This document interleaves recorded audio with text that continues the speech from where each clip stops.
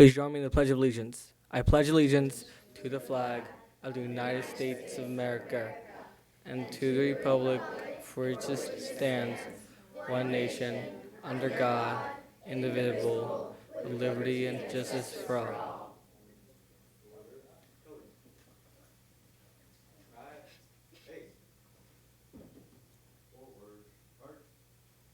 Thank you. May I be seated?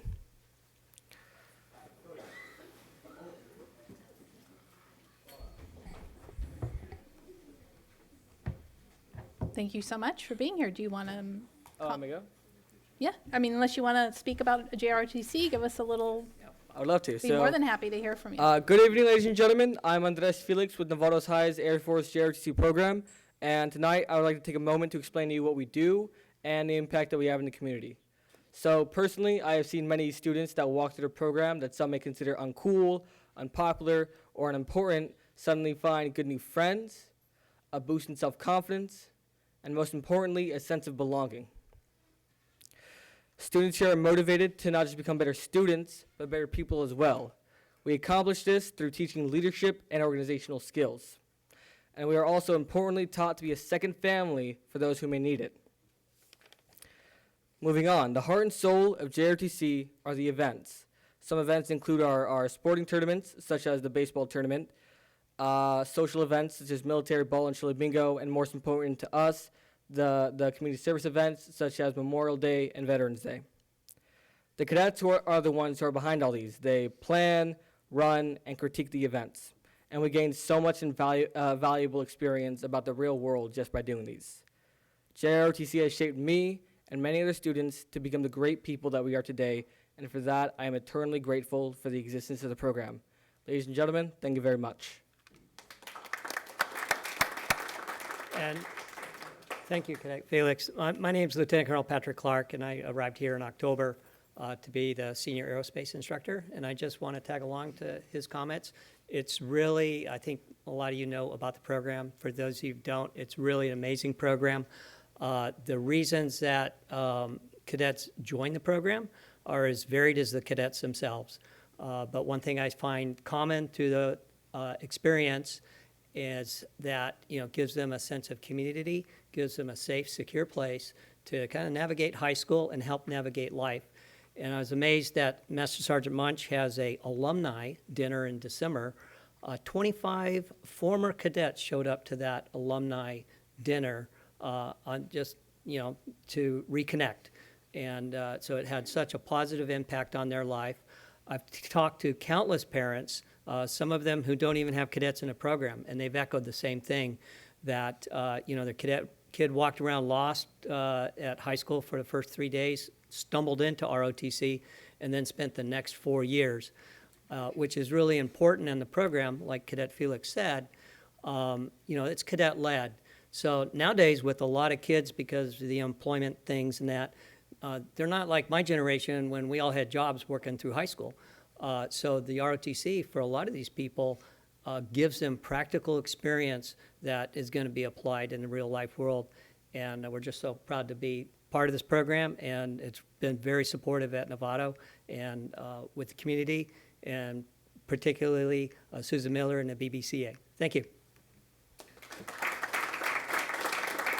One more thing that I would like to note that was not mentioned, I apologize for this, was we do not advocate kids towards the military. Never once has anyone ever come up to me or any other student saying, "Hey, I bet you look great in a military uniform, you should sign up for Uncle Sam." If a student wants to join the military, we will definitely help them out, but we never push the kids towards the military. I wanted to make that very clear. Thank you very much.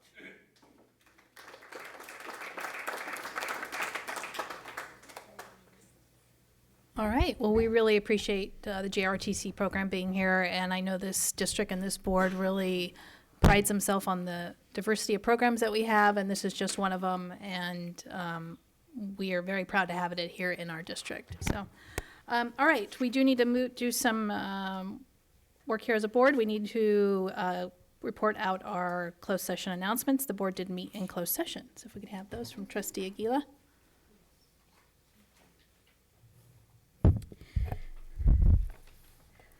Okay, so the first item, discussed in closed session pursuant to Government Code 54957 and 54956, conference with labor negotiators, Chris Koska, Deputy Superintendent, Human Resources and Strategic Development, Employees Organization, Novato Federation of Teachers, NFT, and we gave direction.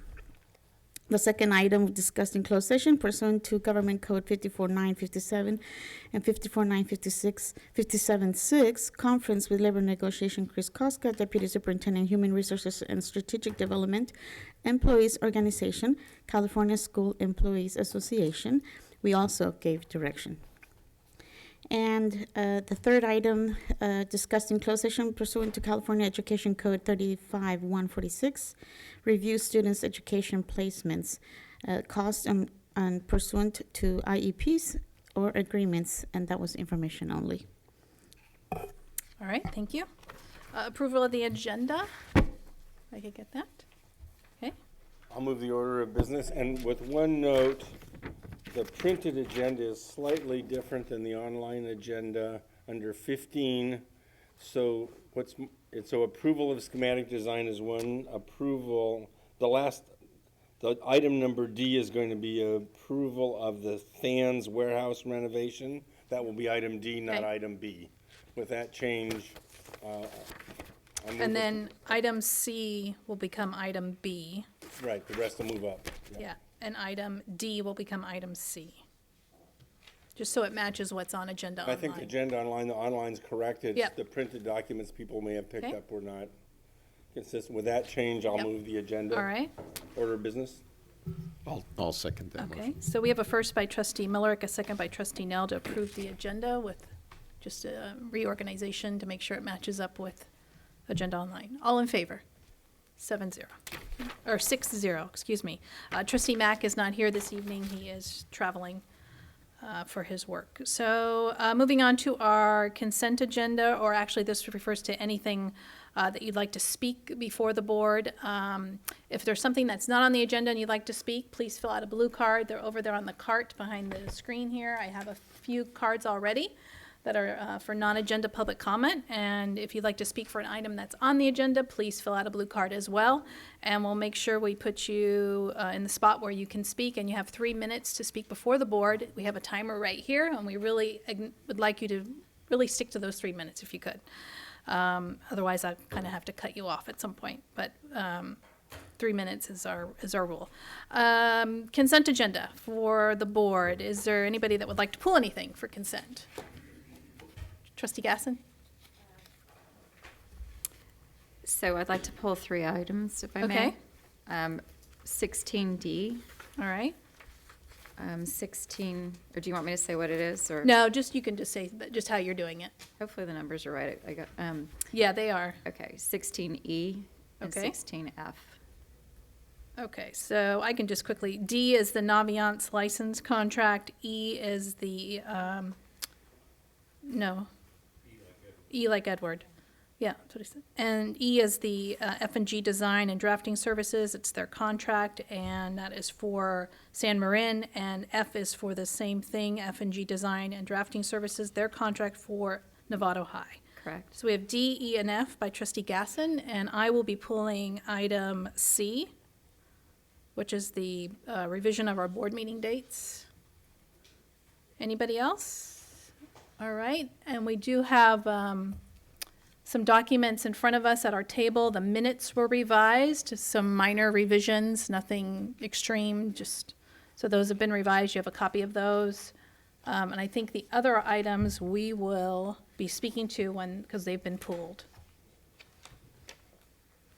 Yes, okay. So I need a motion to approve the consent with So those changes. I will or move the excluding consent. those items, Yeah, excuse me. I will move the consent agenda with items 16C, D, and E, and F to be pulled and discussed after this particular action. Okay. And I would also state that my motion includes the amended documents that we have been given on our desks with regard to item A and the 2 that have been pulled. Okay. and I'll your- second it. Oh, okay. All right, so we have a first by trustee Nell, a second by trustee Cooper. All in favor to approve the consent with those changes. Okay, 6-0. Thank you. All right, students, you're up finally. We have Angela Chrysler here from Rancho Elementary. While Karen's coming up, I just want to say I also went through the junior ROTC program at Novato High School. I was a San Marin student and participated through independent study. At that time, I actually got involved in it when they had a summer bridge program, and so I entered it as an 8th grader. It was an amazing program. I mean, so many lifelong memories and just skill sets that I got through that program. So I can't say enough. And they're still not here, or they're not still here, but Sierra was one of the color guard, and she was in one of my very first kindergarten classes. So it's just interesting to see how the tides turn and how the program has served so many in our community year after year. I'm going to start this.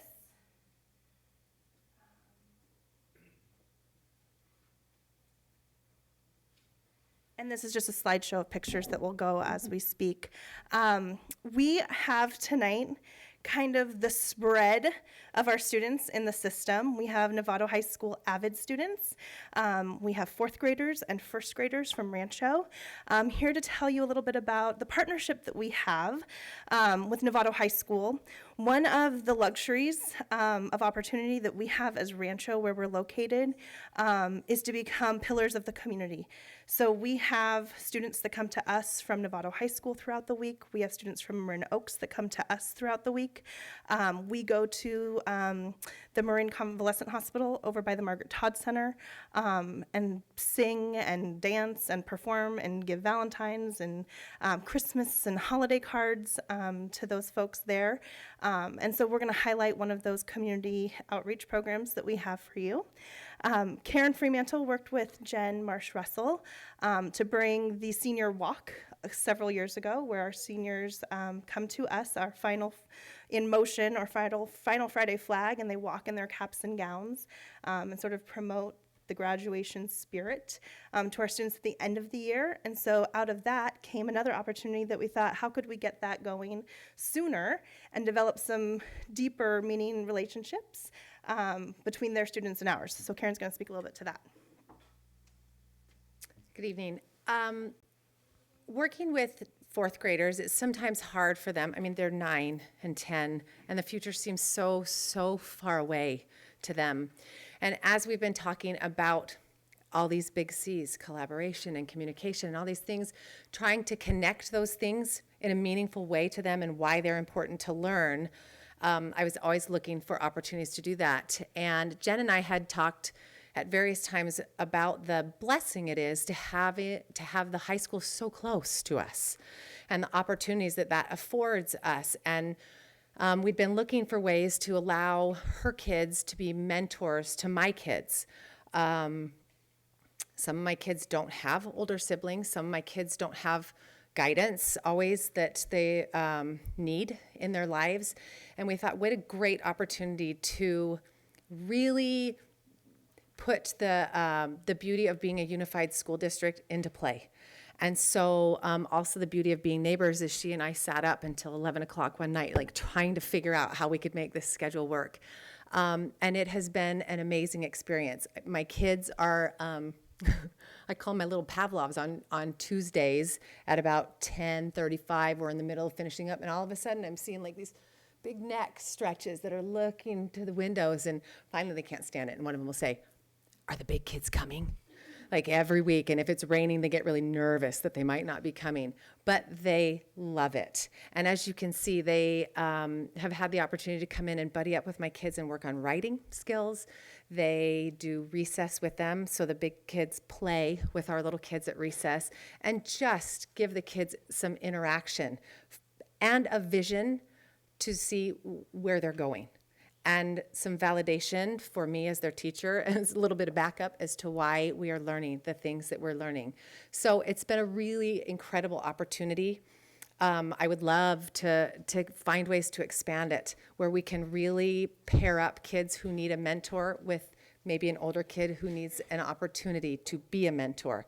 I feel like the opportunities are endless to really take the power of our unified school district and put it into play even further for our kids. So it's been great. Jen's been great about hustling the kids over there, and the junior AVID class comes as well, and they're awesome. We love it.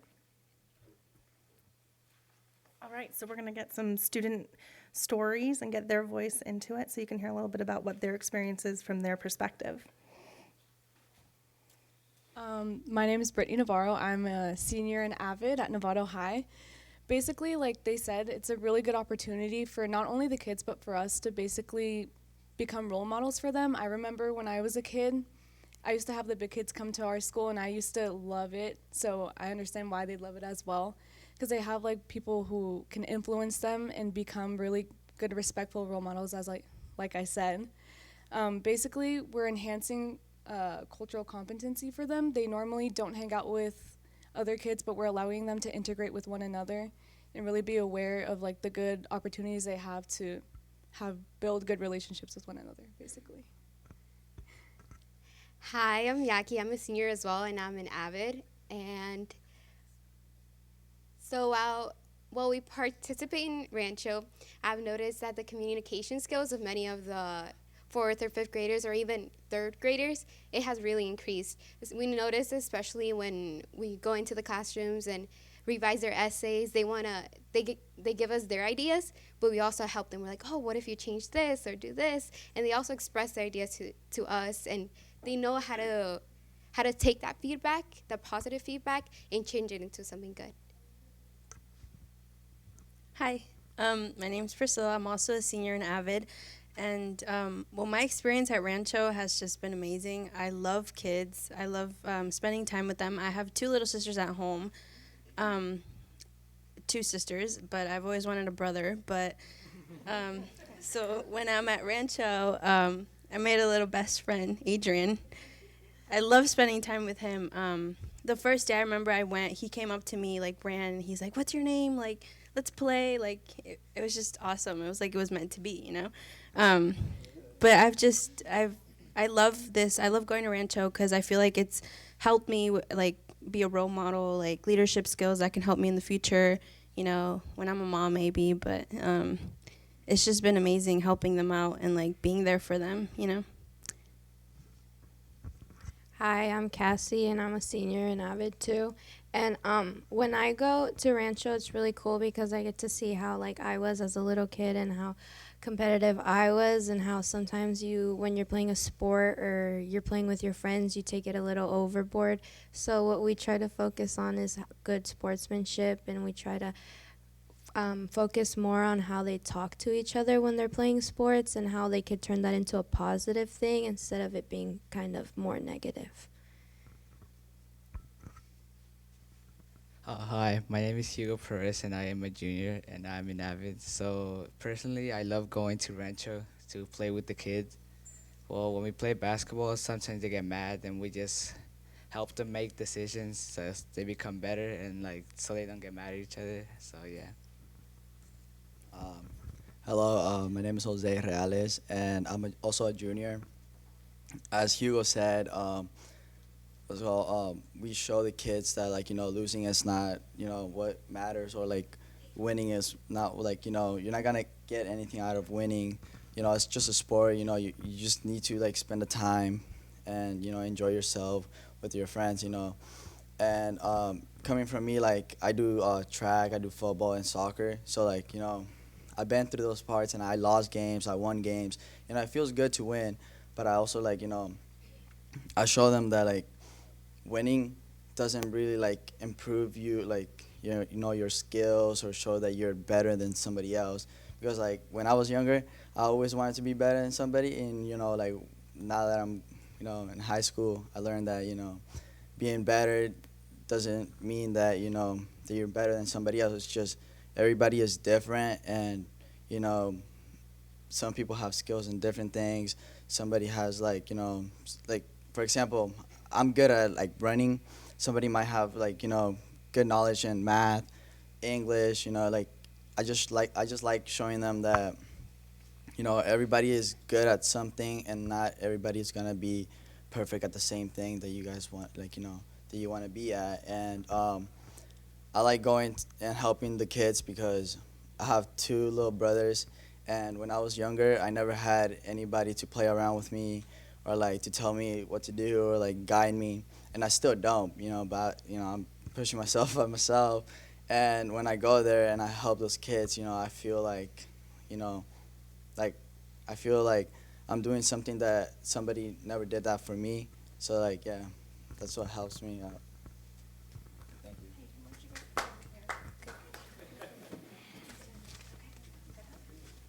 you. When the high schoolers come, I feel like it's different from normal school days because during recess, you don't have to worry if you are going to get into an argument because they're always there to stop it from happening. Another way I feel it's different is because I make new friends, and just like my brother, I play sports with them like soccer. Also, they have a good attitude. If somebody fouls somebody, they just give them a free kick and get on with it. I think that the high schoolers are good role models for our school. When the high schoolers aren't here, normally in soccer, people try to cheat the game, where when they think it's a foul, when they say it's a foul, it's not a foul, and then they just get a penalty and they win. But when the high schoolers are here, everybody respects them, and so when they make a quick and right decision, everybody just says okay, and nothing really bad happens.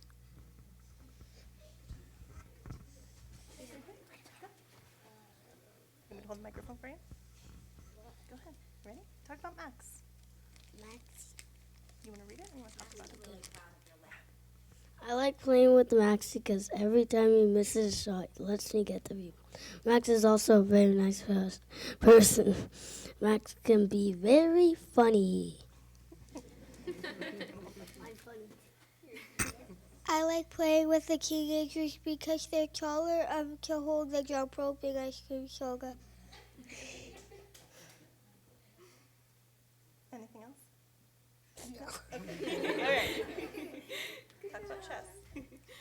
I like when the high schoolers are here because when we're playing chess and when someone runs over the chessboard and they ruin where all the chess is, and when they come here, everybody, a teenager would say calmly one time, and then another they would say proudly, and then the next time if they don't listen, then the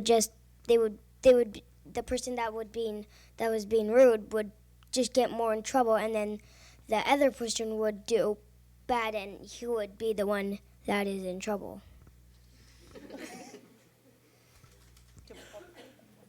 When the high schoolers come, everything changes. Less kids are alone. Kids are playing with other kids that don't usually play with them.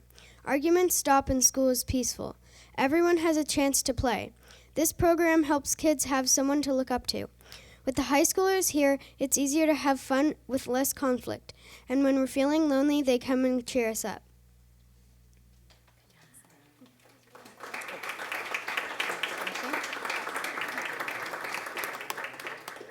So as you can see, it's awesome for the kids too. When they came and we started this program, we counseled with the high schoolers and talked to them about the responsibility that they were undertaking. We talked to them about the little things or big things to young children and that they notice everything. So verbal and nonverbal communication, how they look, how they talk to each other, that they would be watching it all. And these kids from the high school, these young adults, I should say, have been awesome. They have risen to the challenge. You can see clearly that they have become a really meaningful part of our community. The other thing that we encouraged them to do was to look for the lonely, look for the kids who didn't find it as easy to join into games, look for the kids who looked a little bit lost. Everybody needs to be needed. Everybody wants to be included. Not everybody knows how to go about making that happen. And these kids have been an amazing bridge for some of those kids. You heard ours say that they're discovering that they'll play with kids that they wouldn't normally play with because they also want to play with the big kids. So that's been a really powerful and positive thing to watch. And also, I think for our high schoolers, it's really showing them that they do have the power to make a positive impact on their community right now. that they are helping to shape and mold the future of our community, and we couldn't ask for anything better than that. Thank you.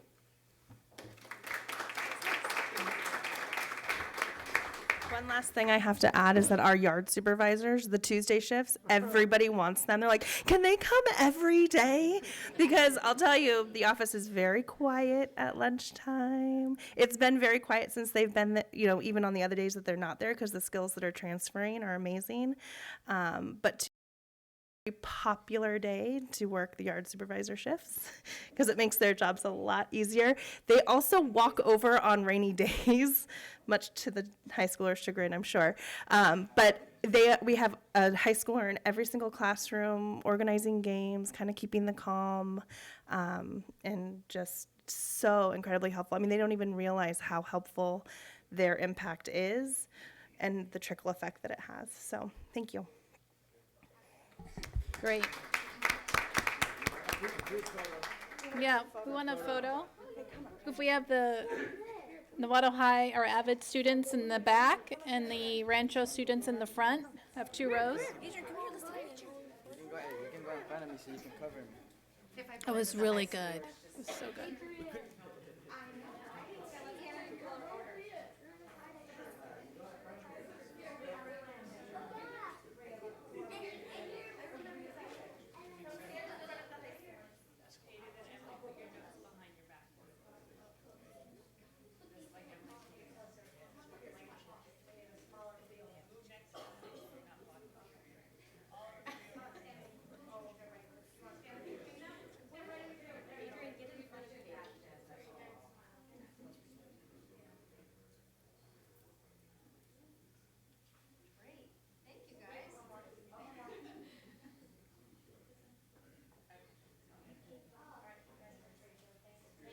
Thank you, guys. Thank you, Rancho and Avid, Novato High Avid.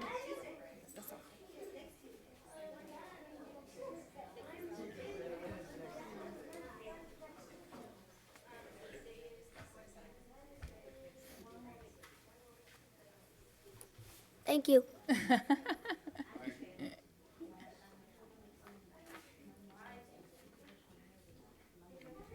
Okay, let's move on. We have our announcements from the board and student board members. Unfortunately, we just have McKenna, the most important student board members here, right? You got to go with that. The other 2 student board members were ill today, so they are unable to attend. But if you have any announcements, that'd be great. Thank you. Hello. So this whole week is Spirit Week at Novato High School, and it is because we have winter formal on Saturday, and then this Friday we have our Powder Puff game on the field at 7 o'clock. And this week is also the end of our coin war, which is like where all of the different grade levels like compete for you to get the most money. And then we're putting our money to like the Coast Guard. Yeah. And then I went to the JLAC meeting last Wednesday, and that was super cool. I got to hear about like funding and all that kind of stuff. And then, yeah, that's it. Okay, thank you. Can you hold on, Ross? I messed up on the agenda. We had one more presentation. The Heart of Marin Volunteer of the Year, and Lucy London's here, and we want to make sure we get to that. So. Thank you, President Butler. So we are very proud tonight to have Lucy London before us. You've seen Lucy before because she's made a few presentations to our board, and I would call her an environmental activist to the best order. So every year, I think a lot of you guys have been to the Heart of Marin Awards, which we have every year. They honor a lot of businesses. Cheryl Paddock won this year, but they also have one for students. It's the Youth Volunteer of the Year for students. I think there are about 25 students that were nominated, and then 5 of them were selected to receive $1,000 each. And Lucy was our representative from Novato High School, so we are thrilled to have her win that. She was also featured in the newspaper, so in the Novato Advance, she was there. She's been an activist and advocate all over town, so she's been very active about getting rid of straws. done a lot of work with our city council, and we're thrilled that you are such a strong advocate. So why don't you come up, and I have a certificate for you, and maybe you could tell us a little bit about your other activist activities. So congratulations. There you go. Thank you. So maybe tell us a little bit about what you've been up to. Okay. For those of you, the crosswalk. Oh no. For those of you who don't know, I am the co-president of Novato High Earth Club, which I founded the beginning of last school year.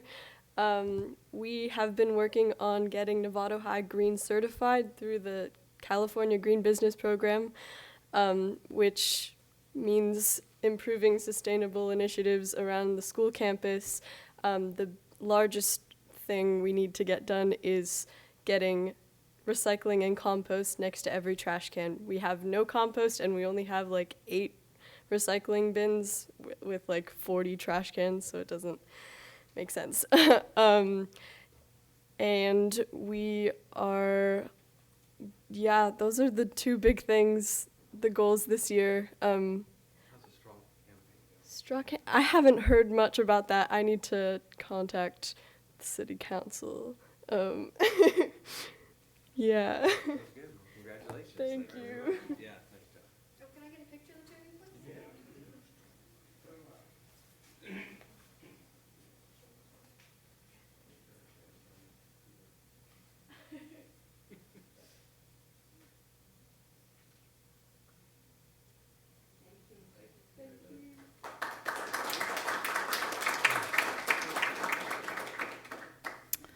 All right, we'll bring it back to Trustee Mullerick for announcements. So I don't have an announcement. I'd like to thank the Novato High program for reflecting on the situation the Coast Guard finds itself in.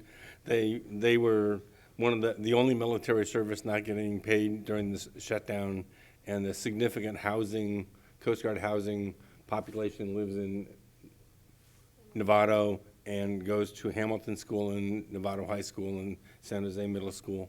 And I'm thrilled to see our students step forward to address just a completely unfair situation. So thank you very much. Trustee Gasson?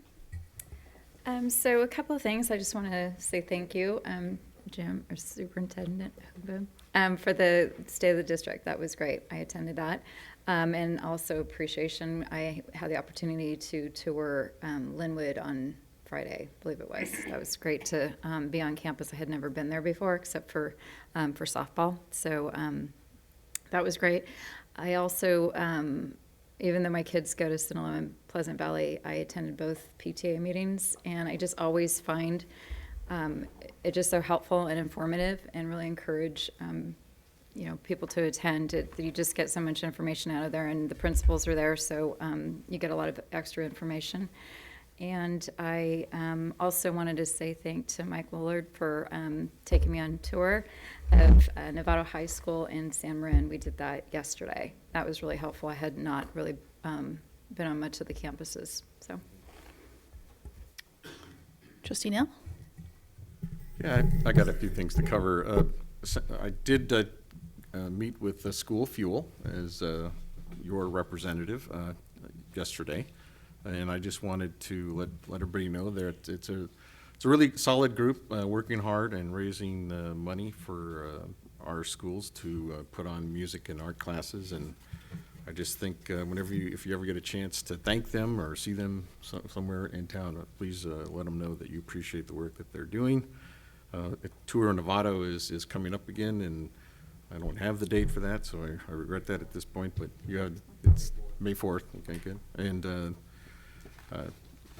it's just a good group, and look forward to that all the time. I also attended the State of the District meeting, and I would like to thank Superintendent Hogaboom for an excellent presentation.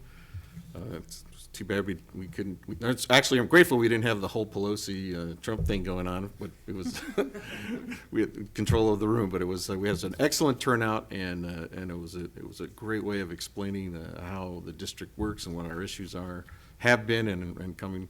So I just wanted to thank you, because that was a worthy communication with the community, so appreciate that. I also had a great time at the Linwood TKK Parent Night, which is our dual immersion program at Linwood.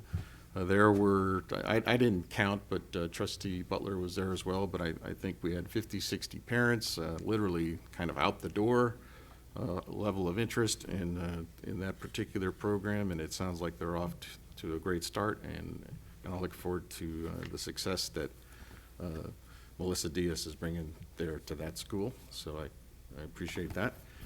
And then I just wanted to report on our annual trip to Sacramento as JLAC representative. Mackenzie, you were there, so you had fun. I'm glad you had a good time, because it can be kind of dry sometimes talking about budget figures and committee assignments and the kinds of things. But I think it's important to just to let people know that the trustees and the superintendents in the county of Marin work all year long with lobbying efforts to better public education in Sacramento. We went up there with a focus on issues like pension liability and additional full school funding, work to be done on special education, our integration with early childhood education, better transparency and structure as far as charter school setups and their approval, as well as getting school construction funds freed up from Proposition 15, which the previous administration wouldn't do. So look, the news is good on all those fronts. But I think it's important with a new governor in place and a new, every 2 years it's a new legislature, that people take note that this is an opportunity to emphasize the needs of public education.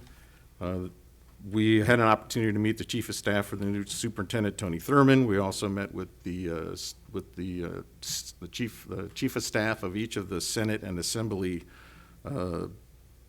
education subcommittees. And the most disappointing fact that's come to light is the membership on both these legislative committees has dropped to 7 members apiece. It was just 8 years ago that there were 30 members serving on the Public Education Committee. So what I'm conveying to you, and what I think parents and the people of our community need to come to understand, is there seems to be a loss of focus on public education in Sacramento. So at any time you have an effort or the ability to stress a need for concentration and attention to the needs of public education in California, I hope you'll take advantage of that. Because we're still here, we're still most of the budget, and we do the most important job in the state. And that's my announcement for today. All right, thank you. Trustee Cooper. I don't have any comments tonight. Okay. Trustee Aguila. Yes. I also attended the JLAC event, and Trustee Nell summed it up very well, so thank you for organizing it. And I attended a free event in Novato at the City Hall called Novato Green Film Series, and they showed a screening of, it's called Wilder Than Wild, and it basically talked about the fires and the forest and the future. And there was a panelist there that involved the fire department, of course, and Sustainable Novato and Firewise Community. Kay White was there, the coordinator, and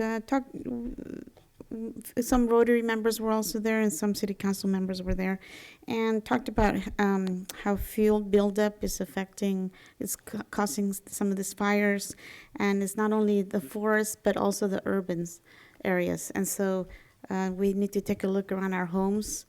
And one thing that the chief mentioned, Chief Bill Tyler mentioned, that they could come to your house. They don't, for free, they don't give tickets or anything, and they can go around and help with your home, and if there's anything that needs to be done for you to prepare. And so they had a Q&A, and a lot of questions were answered, and it was packed. So I thank the fire department for that. And that's it. All right. I as well attended the Joint Legislative Action Committee visit to Sacramento, meeting as Trustee Nell spoke to. Very productive. It's always good to go to get caught up and see what's going on in Sacramento. And we read a lot of stuff that we get here in the district and whatever reading materials we have, but it's nice to hear from the actual people up in Sacramento. I also did attend the dual immersion program parent meeting night last night. It was very well attended. A lot of the questions are always about, transferring and moving in and out of that district. If you're not going to do dual immersion, or if you are going to do dual immersion and you're coming in from another neighborhood school, how that all works. Those were quite a few of the questions, and Principal Diaz did a great job in handling that. And I think it's going to be pretty successful this next school year based on the number of people that were there last night. I also attended Paint the Town Red, which I know is not a school or district event, but it's a community event, and I think it's always good to interact with the other organizations. Being an elected official, and all the city council members were there, and it was very well attended as well. That's where they announced the Citizen of the Year, and they announced the big business and the small business. The small business was Kona Ice, which is a business that does give back to our schools in roundabout way. They go out to school sites and will sell their Kona Ice, and I think some proceeds go back to the school. I'm not positive. The large business was Peony Hardware, which is, I'm surprised they haven't received that already. And then the Citizen of the Year was a gentleman who was a past city manager here in Novato, still lives in Novato, is in Rotary and stuff like that. So it was very good, well attended. Also, District Advisory Committee started up on yesterday, and so we're convening that committee back together. And we have several meetings over the next, once a month here to meet for like 4 months, I think it is. And that's where we talk about the LCAP, the equity imperative, and things like that. So that's it. Thank you, President Butler. So just a couple things. Ross, to go on with your thing about the Coast Guard, we did have several of our schools were collecting donations. I know Novato High did. I know Hamilton did. So trying to help out those families with food and some other things like that. So thanks to our schools for stepping up there. The Youth Truth Survey just completed, so we're getting input from parents, students, staff about how things are going in the schools in our district. So that just finished, and we'll be getting the results back and taking a look at those. Thank you, Ms. Benjamin, for helping coordinate that. The School Size Committee is meeting for the last time next week on the 6th, and they will be coming up with some recommendations that I will present to you in March. And the last one is I filled in for Principal Diaz at Linwood on Friday, and it was a great experience, a great staff, very committed. The office staff is great. It's a very needy school and very busy main office. And to the point today with the Avid students that Miss Marsh Russell helps with, the Marin Oaks students had about 10 students that were there in the morning from about 9 to 12. And they really make a big difference. Same thing, they were helping out a lot of the kindergarten classes on the playground. One student who, they're supposed to leave at like 11, and one student really connected with a student who seemed to have some kind of social issues and really wanted him to stay, and they were playing together at lunchtime. So kudos to you for the mentoring programs we have. I know there's Mentor Me, but getting our high school students involved with our elementary schools, there's just so many benefits for so many kids, and great to see that happening. And the commitment of the Linwood staff and parents and everybody was just great. So thank you. Thank you. Moving on to our non-agenda public comment. I do have 4 blue cards for non-agenda public comment. I'll just name off 2 at a time here. I have Kylie Haskins will be first up, and then Ren Ildiz, excuse me. Nice to see you. So Kylie Haskins and Ren will be the first 2 speakers.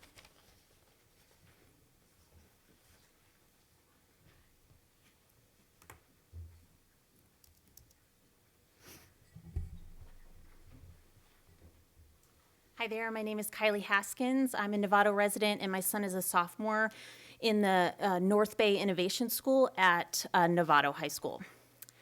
For those of you unfamiliar with NBI, it was started in the fall of 2017 and was founded on the principle of providing students with a truly personalized approach to education with a focus on project-based learning. This program has been a game changer for our son. He has excelled in his studies and is constantly being challenged by his amazing teachers every day. This program has provided him with the confidence to think outside the box, dive deep into subjects that interest him, and to provide him with critical thinking skills that will help him excel when he graduates. We joined this program a year and a half ago because of the teachers' dedication to what they were building and how they believed this would be an exciting opportunity for the Novato community. The NBI cohort has become a family. We were notified this week that the program will not be continuing for the 2019-2020 school year. The justifications for ending the program were not based in numbers. They were not supported by teachers and parents. None of the reasons were substantiated by data. This community deserves answers. Like with anything new, there is a learning curve and an adjustment period. We were promised as the first incoming class of NBI students a program of engagement, critical thinking, one-to-one mentorship, and an independent learning environment where students could develop cognitive skills along with social emotional support for 4 years.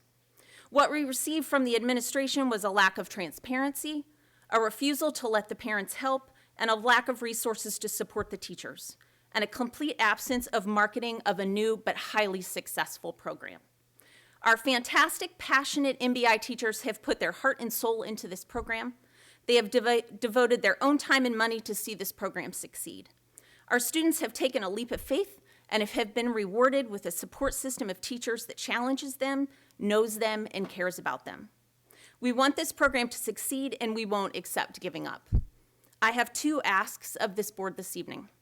Number 1, please investigate this abrupt decision to close the program. Talk with students, talk with parents, talk with the teachers. You will find a completely different narrative than what you are receiving from this administration. Number 2, please put resources forward to continue this innovative program in our community. Let us continue to grow and succeed. This will not only be good for our students, but good for our community as a whole. Thank you very much.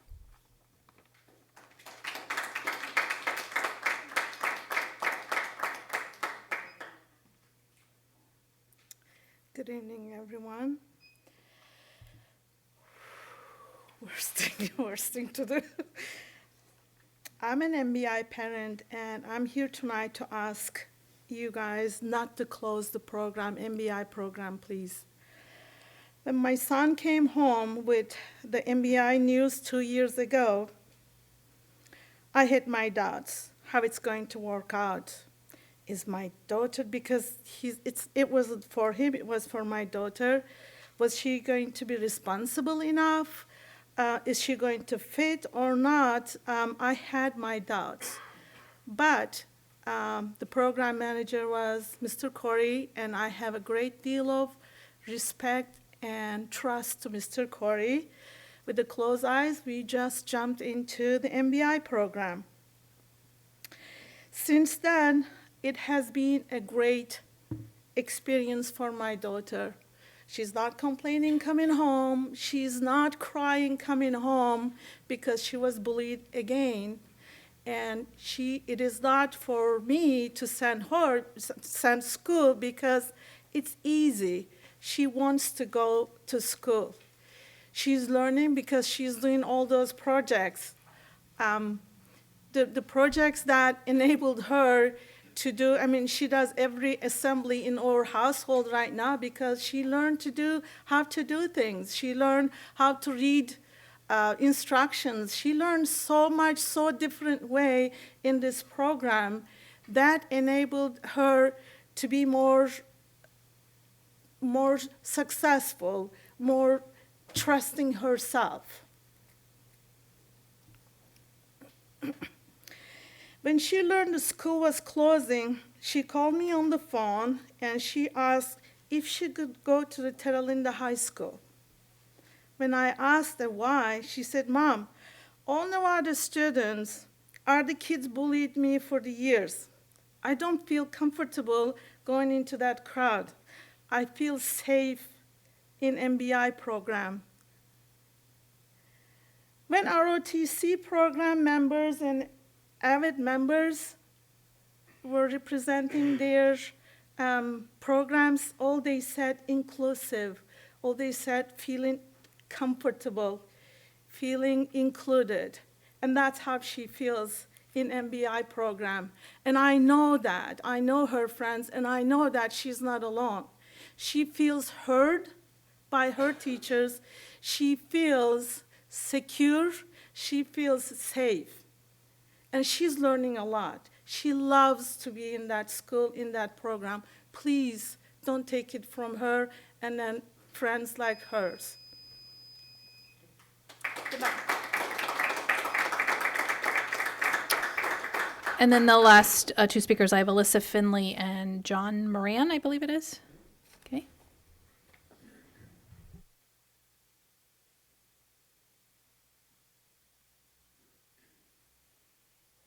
My name's Alyssa Finley. Thank you for letting us speak tonight.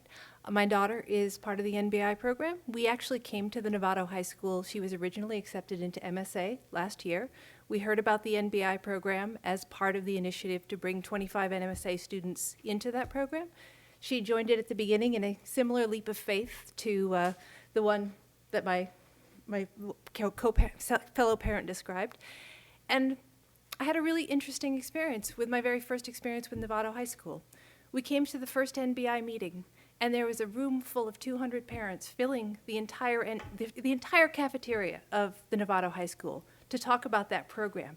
Engaged parents, inspired parents, empowered parents, believing that their child, any child who showed the interest and said that they wanted to be a part of this, would have a chance to do so. And we met some truly inspiring teachers there. The three teachers that have been with the program for both years, Mr. Camber, Mr. Tabor, and Mr. Corey, are all exceptional people who brought tremendous energy to this program, to making it work, to believing in their students, to engaging, to inspiring, and to empowering those students. So we have a parent community who has come together, meeting each other over the course of being NBI parents together, trying to find ways to support our students in that program.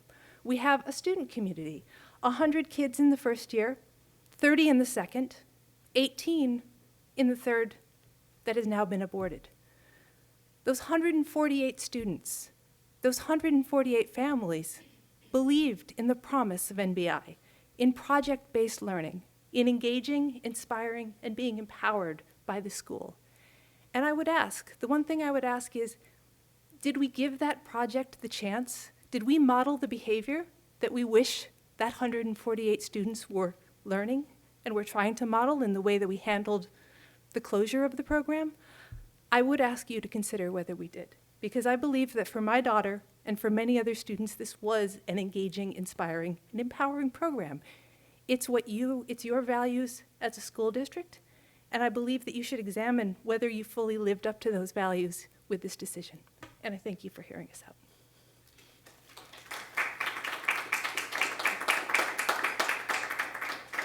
Do I get her 30 seconds? No. All right, my name is John Moran. I'm on the same subject. So when I went to the meeting last night, I went in with a pretty open mind.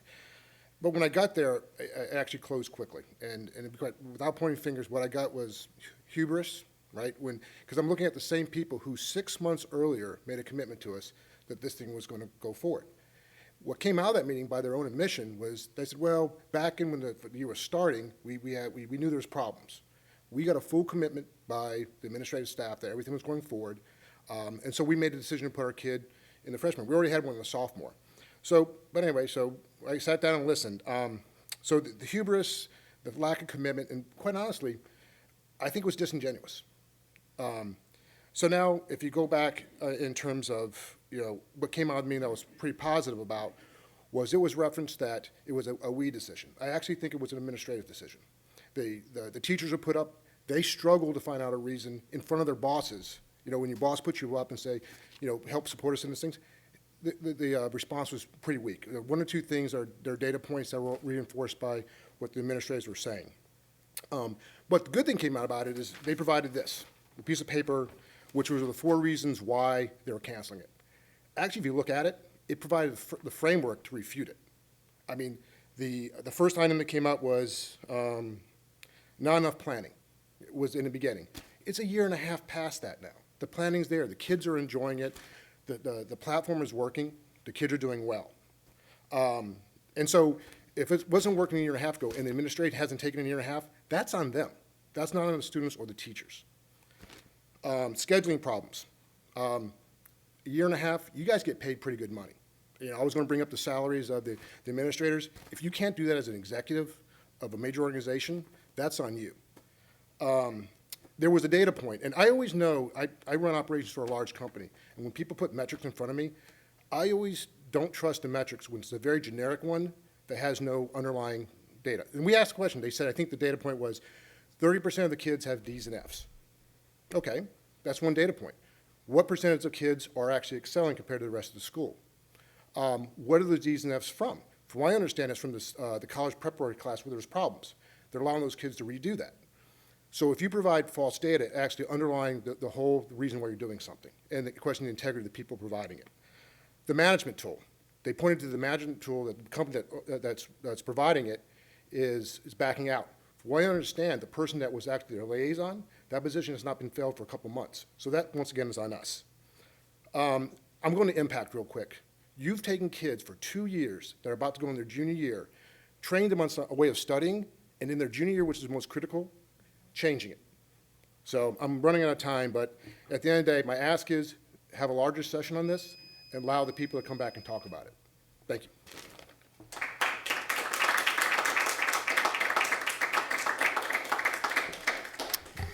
So normally the board does not speak to any non-agenda public comment. It has to be agendized, but I'm going to make a comment.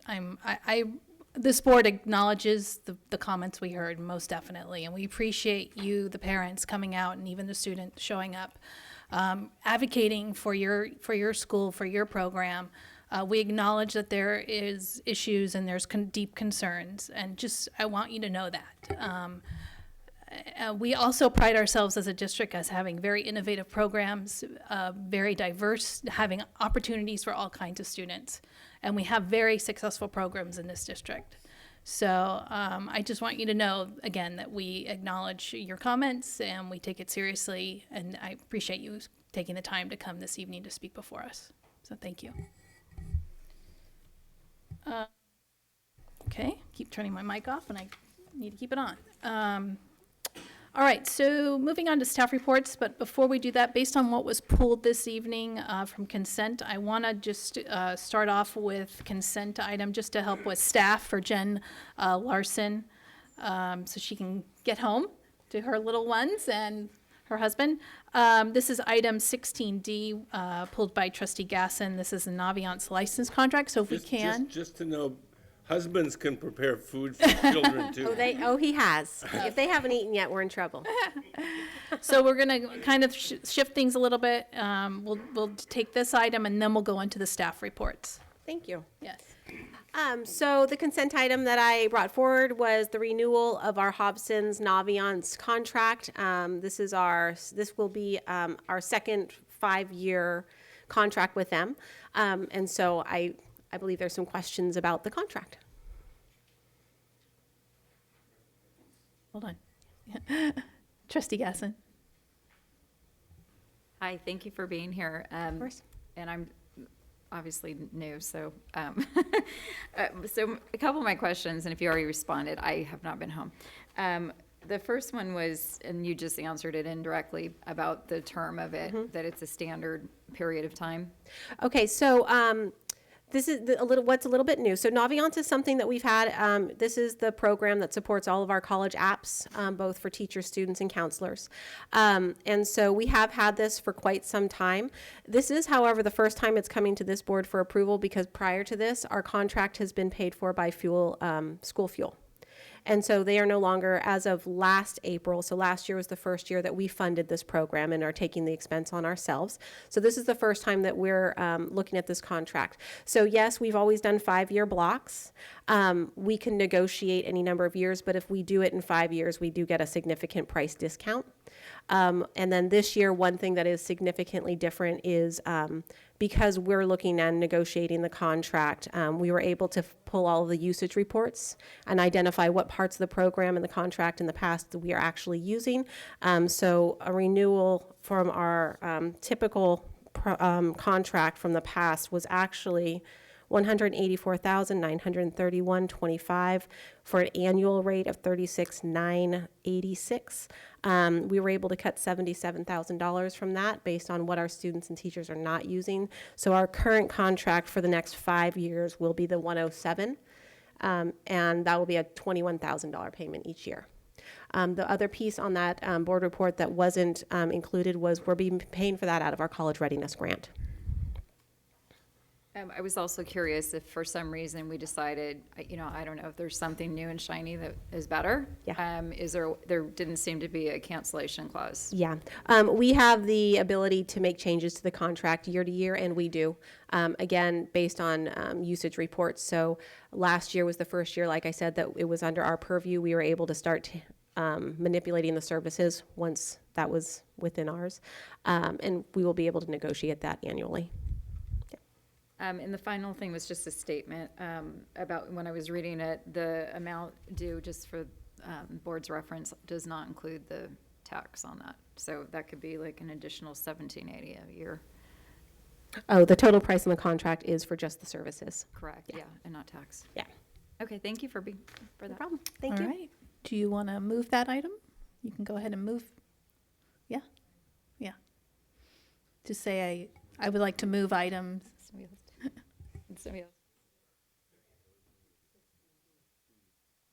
So I move approval for the Hobson's contract that's been presented. Naviance contract. Naviance. Oh, Okay. I saw Hobson. And the second? I'll second. Or trustee Millerick is a second. So we have a first by trustee Gass and a second by trustee Millerick to approve the Naviance license contract. All in favor? 6-0, 1 absent. Okay. All right. We're going to go back to our staff reports and stick with our agenda. So we have the governor's proposed budget for 1920, and we have Yancy Hawkins presenting that item.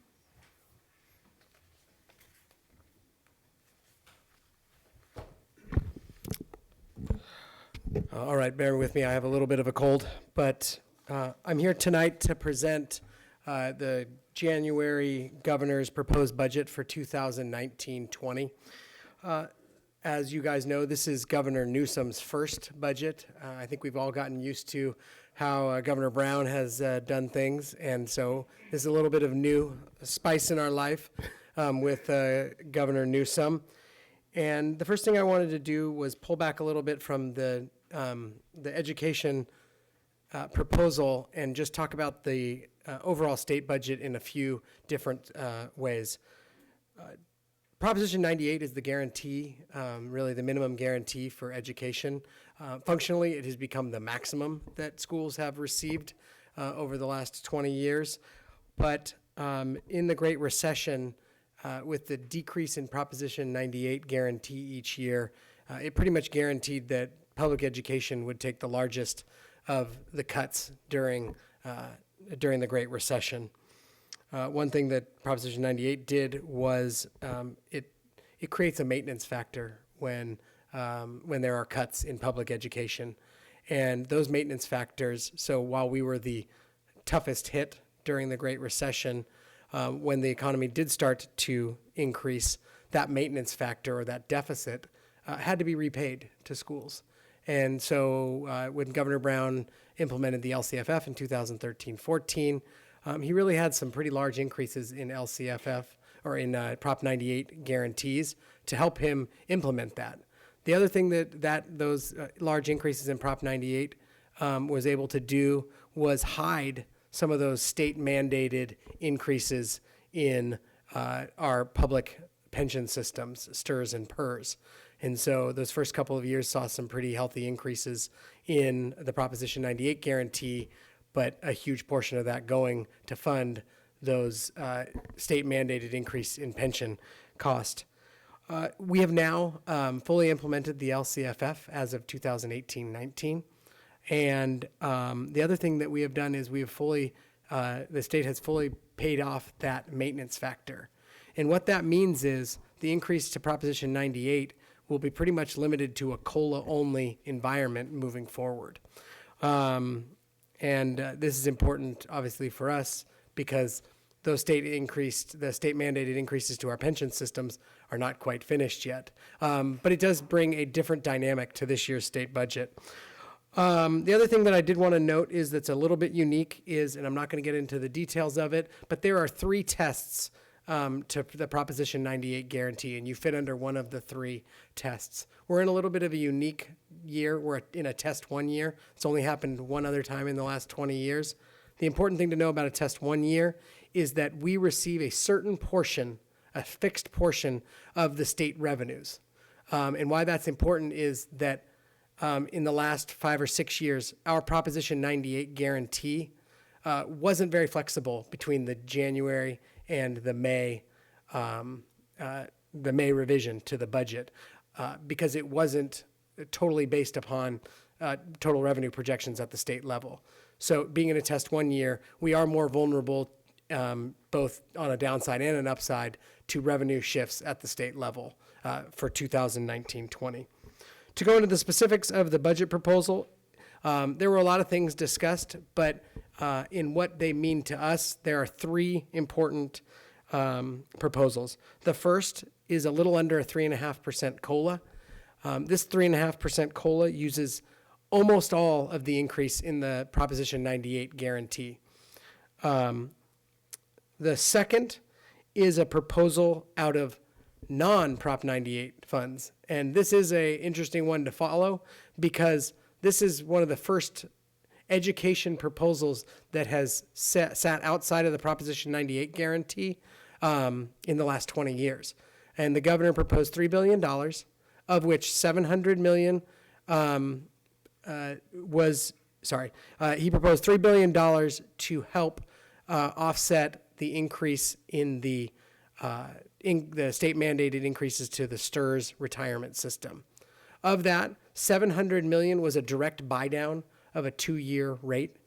And what that means is in 2019-20, instead of a 2% increase to our STRS rate, the governor is proposing a 1% increase. So it's still proposing to be increased, but just about half of what the current law requires. The other piece, that $2.3 billion, is to pay down part of the unfunded liability for STRS.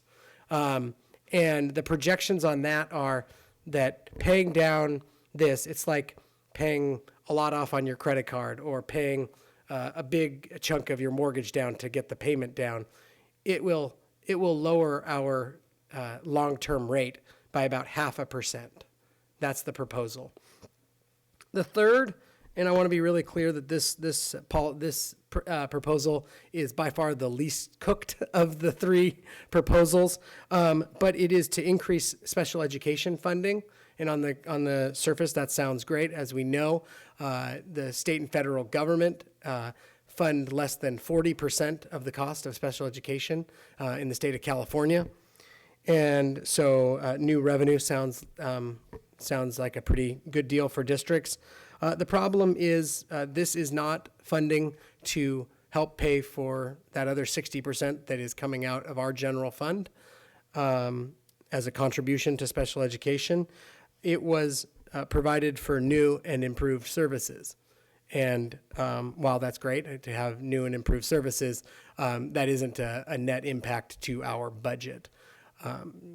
So if you had to kind of look through the 3 proposals, the one that's most likely to occur, obviously, is that COLA. The COLA is roughly the COLA at the Proposition 98 level, so those are right in line. The STRS proposal, I think this has been a push by this governor, and so I think this will be an important bellwether of how strong this governor is and if he can push that through. And then last, I expect the special education funding to see significant changes before the May revision. The Department of Finance was already backpedaling on some of the details of this the next day after. So usually when that happens, it means that you can expect to see this in a little bit of a different form. One item that I did want to note on, or actually two items that I did want to note on that you might have seen in the budget, but don't impact us as significantly as you might think, is there was a significant investment out of non-prop $98 for preschool in that. It was to open up additional spaces, and a lot of that money actually didn't go to schools. It went to outside, likely to increase the number of spots in non-school programs. And the other one was he put aside about $750 million in proposals to help full-day kindergarten. But when you looked in deeply, a little more deeply on that, it was not any ongoing funding. It wasn't operational funding. It was purely facilities funding. And he's looking at that facilities as one of the barriers to full-day kindergarten. So that's why he put that in there. So it's unlikely that Novato Unified would be able to access those funds. So with that, I'm happy to open it up to questions. Questions from the board? Comments? Trustee Nell? I don't have questions. Assistant Superintendent Hawkins, that was excellent reporting of the current situation.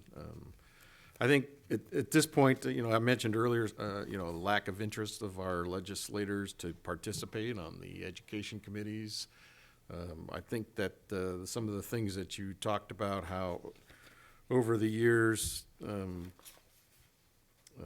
funding for Prop 98 has been circumvented, in my opinion, and certainly when you brought up the pension issue, we finally, I want to tell you that this is progress. 4 years ago, you would go to Sacramento, they would say, "What pension liability problem?" And then they would recognize it and say, so we actually have a governor who's insisting that it is an issue and needs to be addressed, and it's being addressed outside of our funding. So that's a really good thing. So I appreciate, your report out on the issue and how it's going to affect us. I just hope that the final example that you gave, which was the special education, is very vague right now. And currently, as a result of converting to the local control funding formula, we eliminated something that was called categorical fundings, which is simply stated means we're going to give you money, but you can only spend it on what we want you to spend it on. So if you didn't have those issues, you didn't get that money, or you couldn't spend it. And you might have other issues where you needed a lot more, based on your local area and so forth. I think this is very concerning, that the precedent is going to be set for educational funding outside of the LCFF, coming with mandates and another form of categorical funding. And quite frankly, I'd recommend that the citizenry of the state of California call their legislator and tell them that they're in no way interested in having these funds come down to us in a categorical mandate, but instead should simply be applied to our base grant, because we know what to do with that money way more than a legislator in LA, San Diego, Bakersfield, you name it. We need that money applied to what we think is important. So this is a serious issue, being a fiduciary for public education in the community in Novato, and I think it's something that the people need to try to come to grips with, understand, contact their legislators, and say something about how they want special education addressed and how they want more support for public education. All right. Anybody else? No? Okay. Yeah. Thanks. Yeah, more to come. Moving on to the next item, which is the 1920 governor's, or budget balancing process update. All right, thank you. As this board knows, the district is currently running a structural deficit. Unfortunately, this budget deficit is primarily caused by things outside of this board's control. Two main factors are driving this structural deficit. The first is declining enrollment, and due to lower birth rates in Marin County. This year, we've declined students, a little over 150 students from 2017-18, and that's purely related to the incoming class of a little under 500 and an exiting senior class of 660 students. That loss of 150 students will have a $1.5 million reduction in district revenue moving forward. The second, as we spoke about in the last item, was the state mandated increases to the pension system, STRS and PERS. Those increases have been running the district about $1 million additionally every year and are scheduled to be over $6 million annually by the time they're fully implemented in 2020-21. Just to put that into perspective, that's 60 additional teachers that this district could employ. In the fall, the board directed staff to develop a process for budget balancing, including stakeholder input. In December, as part of the first interim report, staff proposed a process and timeline, and I'm here tonight to give the board an update on that process and timeline. All of our work is anchored in the work of the Budget Advisory Committee that was formed last year. We basically started off where they left off. On January 10th, the governor released his first budget, as I noted before. And while there was some positive proposals in there, as Trustee Nell noted, it still was not enough to offset those large impacts of declining enrollment and STRS increases and PERS increases. With that, staff is recommending budget reductions of a minimum of $1.5 million. Of that, staff has already identified about $500,000 in reductions related to declining enrollment. So less students means less staffing for those students. But we still have at least additional $1 million that we need to cut out of the budget. The board package includes an updated schedule. It's primarily the same with just a few dates updated. In January, the staff met with representatives from NFT, CSEA, and the North Marin Council PTAs to discuss the process. Last week, Jim gave a State of the Union or State of the District address that was well attended, as well as will be running on NCTV. And Friday, a video starring our wonderful superintendent, Jim Hogaboom, will go out to all parents, staff, and students, really discussing the issues, the budget issues that the district is facing and the process in which we are going about balancing our budget. Along with that video, a survey will be going out in English and Spanish to all of our stakeholder groups to get feedback, including parents, students, certificated staff, classified staff, and administration. On February 5th, we have scheduled a budget Q&A, which will be information will be going out in the next day or so. And that's at the request of the PTAs, the North Marin Council of PTAs, in order for parents to have questions answered if they're not answered in the video or in some of the other information that will go out. That survey will go on for 2 weeks. And after that, the data will be given to our stakeholder groups so they can review and comment on that data. After that, Cabinet will narrow the list of recommendations. And then we are scheduling a board study session on March 12th to discuss the draft recommendations. And the final list of budget recommendations is scheduled to be approved on March 19th. So, we're going to be busy. And this is very important work for the district, and we take it very seriously. And I'm happy to answer any questions that the board may have. Questions from the board? Comments? Nope. Okay. Appreciate the, Trustee Nell.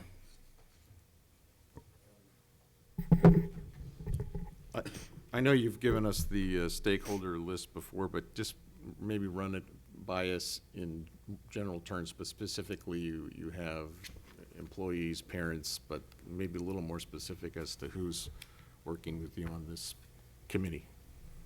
We are reaching out to the North Marin Council of PTAs. So we were at the January meeting. I know Leslie is scheduled to be at the February meeting on Friday to introduce the survey. And we are also have met with our union partners in NFT and CSEA. We are also working with Anna to help get student input on this. So specifically, the areas are parents and guardians, our certificated NFT staff, our classified CSEA staff, our administrators, and our students. Has there been an invitation, or will some of our partnership groups be able to participate at some level? I was speaking, for instance, we had the Building Better Citizens of America here tonight. We're supporting their program. MSA has a foundation that supports them. We have booster clubs at both of our high schools. We have music boosters at middle schools, and we have School Fuel, which is our public education. God, I think I'm catching what you got. I think so. Yeah, no. So, in my interest in that is that we have a broad input. I mean, I think the board needs to get as much from everyone, because I think that the individuals that spend a lot of their volunteer time developing these programs, supporting these programs, maybe there's some insight there that we should get. They've got their hands, they're up to their elbows in operating these special programs, and so having not heard some emphasis on, is there something you could do in that area, or? Yeah, we absolutely can push stuff out and ensure that the members of all those groups are included on all the surveys and the review process of that. Absolutely. Yeah, continue. A lot of focus on what the cuts. Is there any conversation about efficiencies or ways to increase revenue through, say we have land assets that might be able to put to work over time? I'm just wondering, is that going to be part of this discussion as well, or is this all about how can we operate through elimination of programs and personnel? So staff is working on several ideas to increase ADA, to use our facilities to maximize revenue. That's been a focus of staff. I think all of our stakeholder groups would agree that increasing revenue would be a much better way out of this. It's much tougher. Sometimes it takes longer, but we are working on that. Some of the work of not to get ahead of the elementary school size committee, but some of their work has been around that area, and I believe you'll be seeing some recommendations from them. But mostly, you will see some revenue-related options, and staff is working on those. And we're also, we've reached out to different groups to bring out ideas for staff to potentially work on. But the majority of the cost likely will be around, will have to be around cuts to staffing program and those things. But staff is absolutely working on that, and you'll likely see some of those ideas moving forward at the same time. But I think everybody would agree that increasing revenue would be the preferable method to move forward. So to the extent possible we can, that's what we will do. Understood that, but anything we can do in that area, and I don't think we should assume that there isn't something there that can be done, and I just want to make sure that it's part of the process. I mentioned putting our land assets together, and then specifically, we do have a process in place to deal with housing for primarily our employees as a way of compensation other than pay increases to deal with the cost of living in our particular area. But due to the recent changes in the sale and or use of surplus property that have recently passed at the state level.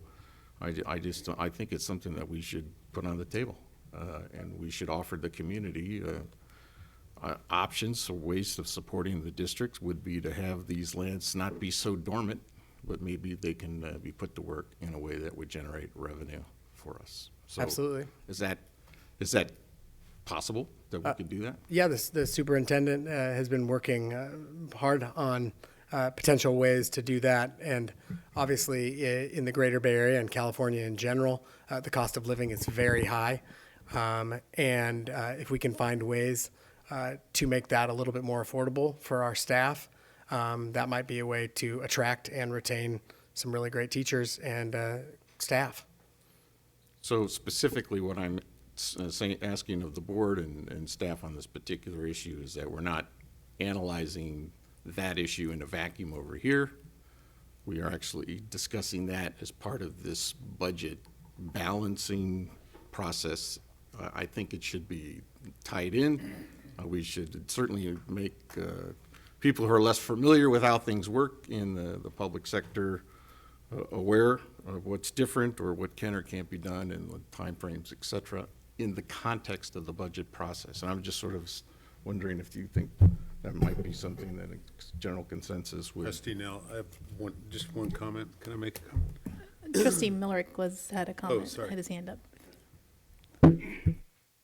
Trustee Nell, I think you point out that this is an enterprise that basically is a big ship and it's hard to turn in the short run. And if we had a way, you can't sell property and use it for operating expenses. That's not what's allowed. The school property was given to the school districts by rules for subdivisions and stuff that allows us to use it for physical assets. And the reality is, if we were a business that had to rent the square footage that we use and had to pay commercial rates for that square footage, we could not afford to educate any child. Schools have to own the property they live on. That's the financial model that works. That's the one that's written into the regulations. We can't sell stuff off and do leasebacks. So we do have some properties that are some to, I'm not sure surplus is the right word. We have some properties that currently do not have school sites sitting on them. The question is, how do you transform that into revenue streams? Historically, when we were faced with having to close San Ramon Elementary School because of a catastrophic failure of the roof structure, we ended up selling the San Carlos site. And if we had had another 5 years to plan it, we might have been able to produce a revenue stream that would have served the district. But turning a piece of property into a revenue stream, if it's C Street or San Andreas or other sites, the site that we're physically sitting on right here, the school district, we own this building, but the apartment buildings behind us and the park next to us, this school district sold off. If we had the vision to turn them into revenue streams and the time to do it, that might have been a great thing for us to do. In the short run, we have to get the books balanced. So I have one question. You said we are $1.5 million the wrong way every year. What's our total annual budget? A little under $90 million. So $90 million. So say if I said 100, we're something like 1.5% to 2% the wrong way. And we have been, for how many years have we been upside down? Structurally, we've been upside down for several years. We've been 2, 3, something like that? 3, 4. 3, 4. But we've been bailed out by some one-time money at the state level that has balanced our books. But really, starting last year, we ran over a $2 million actual deficit. It's getting worse. Yeah. Yeah. So we've had indications that we were upside down 4 years ago. We've had this county office of education walk into this room on multiple occasions and tell us we are running this district upside down, and we have been happy to take reserves and use them. We can't wait 5 more years to solve this problem. So all of those great suggestions you've got, we should be pursuing, but we are going to, in my view, my vote is we are going to have to take significant, severe action to get our operating outgo to fit our current income. We may then, with a board that's willing to keep their eye on the long ball instead of the short ball, we may be able to solve that problem. But we haven't demonstrated to this community that we're doing that. We're upside down 4 years in a row. And this board has missed that target, and we need to pick ourselves up by our bootstraps and make the hard decisions to get right side up, and then start making the decisions to turn those properties into revenue streams and opportunities, and not suggest that we can defer this or there might be another great solution. We have to do the hard work, and we have to do it this year. So I agree with everything you said. I just think we have to hold our own selves accountable, 7 of us, for the decisions that we didn't address 4 years ago. And we have to go about the business of getting it right now, and that's going to be very hard. There'll be some members of this community who are going to lose sports programs or MSA programs or ROTC programs, or campuses are going to close. We have to cut operating cost to get right side up. Then we'll have the 5-year window to fix the problem the way you're suggesting, which I wish we would do. So yes, there's my comments. You asked for them. That's a little loud and a little boisterous. Yeah. But we have a big problem. The county offices called us out already. So Trustee thank you, Cooper. Madam President. Yes, Trustee Cooper. Thank you. I will Can you be do better than very that? brief, and I'll try and keep my voice down. Yeah, yes, sir. But I just want to that's, Trustee Miller, you kind of took the words out of my mouth. I'm sorry I interrupted you earlier, but I definitely agree with Trustee Nell. We've got some things that we need to look at. Those are long-term solutions, as you just said. And we've got a short-term problem we need to fix, and so we need to look at things, as you said. Unfortunately, it would be great if all we had to do is create some revenue stream at San Andreas that would solve all of our problems, but that's not going to happen in the short term. Keep that going, and I know that engine is still going forward. But yeah, we've got short-term issues we need to fix.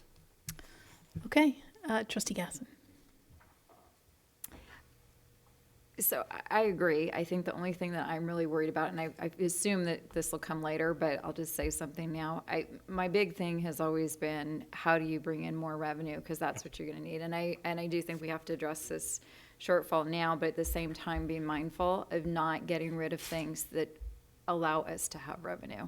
You know, I know that the programs are easier, but just, you know, when we get to that point, talking about the actual benefit, and if we're not creating a further decline in enrollment when we start making those choices. So just Great point.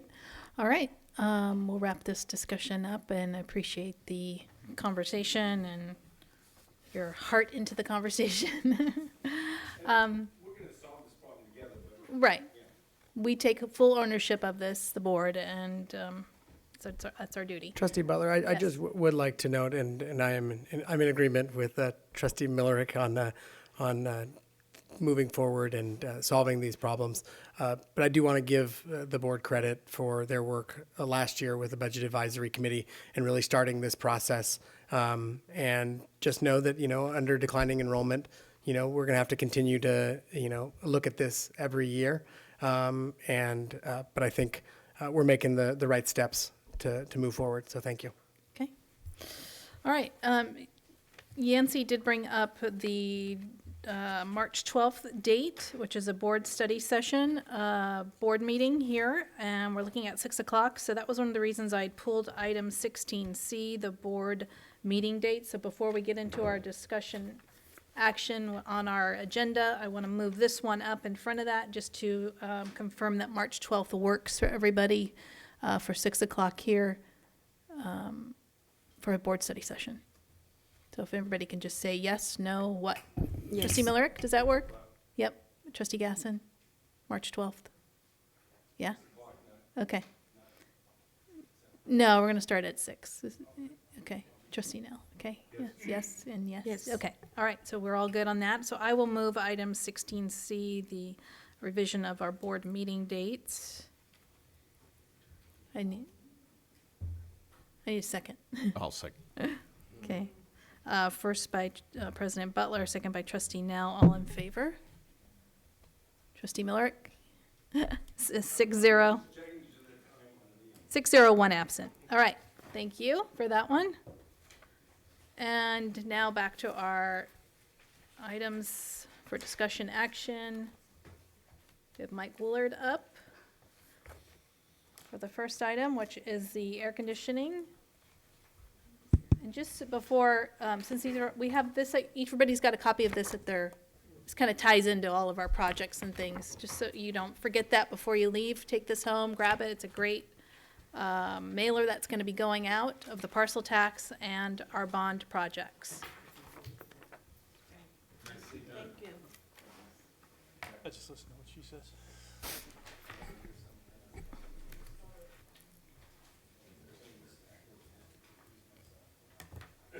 Okay, so moving on to 15A. Here we go. Thank you, President Butler. I'm going to move to the cordless mic because I don't want to get sick like all you other people here. And I'm tired of bending over. I don't want to get sick. Did you not hear how many times he coughed into that microphone? No, good evening, everybody. Tonight we're here for one of two schematic design presentations. This one specifically is for the air conditioning installation at the 3 elementary schools, Loma Verde, Linwood, and Olive. As a refresher, you, the board, approved this project back in October 2nd, 2018 with a project budget of $4.4 million. So moving forward tonight, we're going to quickly go over a little bit of the project information, and then I'm going to turn over to Todd Lee from Greystone West to get a little more into the schematics at the sites, the 3 sites, cost estimate, and then the schedule. And then, of course, answer any questions you might have. So without further ado, we'll move into just the overview of the project. Very similar to what we did at San Jose Middle School last summer. All 3 elementary schools are set up the same way. They have currently individual furnaces in each classroom with its own individual ductwork, sort of individual systems per classroom. So we're looking at removing that existing gas furnace, putting in new electrical, in the same space, air handling unit, heat pump type setup that's electrical, not gas. And update any supply return connections that we need to do to make that new unit fit the existing ductwork. Obviously reuse what's in the classrooms and also reuse the existing climate control system we have, the Pelican wireless thermostat controllers, which has been a great way to track how we're doing. And then install, again, much like San Jose, that external condensing unit. We have a little bit different setup here. Instead of individual condensing units out of each classroom, we're looking to combine buildings of classrooms into one giant condensing unit, and Todd will get into more details on that. And then, of course, the associated upgraded and new wiring that's needed to run that new electrical heat pump in each classroom. So with that, I will turn it over to Todd to kind of go through each site quickly and kind of give you an overview of what we're going to be doing. Okay. So as Michael mentioned, we're very much on the same vein as what we did at San Jose last summer. We tested several systems for efficiency, cost, and sound ratings, and the variable refrigerant volume system came up to be the best choice for these. The one difference from San Jose is instead of, as Mike mentioned, individual condensing units, we're looking at up to 6 classrooms served off of a single condensing unit. So all of the sites, I believe, have 28 classrooms, and there's 5 condensing units spread across the campus to provide that. So a little more efficient use of outdoor space and a little more economical on the upfront cost with the electrical connections. Overall budget for the project, construction budget, just under $3.5 million. We packaged it as a single project, which has got us some economies of scale on general conditions for the contractor. We've talked to at least 3 HVAC contractors that are highly interested in the project, so we expect to get some good competitive bidding. Current estimate includes a 5% design contingency. It's pretty simple design, so as opposed to a building we would carry 10, we're currently carrying 5. That's primarily for changes that'll come out of DSA approval. Drawings were uploaded to DSA today. So we're in the queue there and expect to be out in about 6 weeks. 10% construction contingency. Again, there's always unforeseens when we're going in, as we discovered last year at San Jose with some differences between the individual classrooms. Our reconnaissance, I think we had a little more time this year, was a little bit better, so hopefully we come out on the low side of that. Overall, what it translates into is a budget of $4.65 million for the project, total project cost.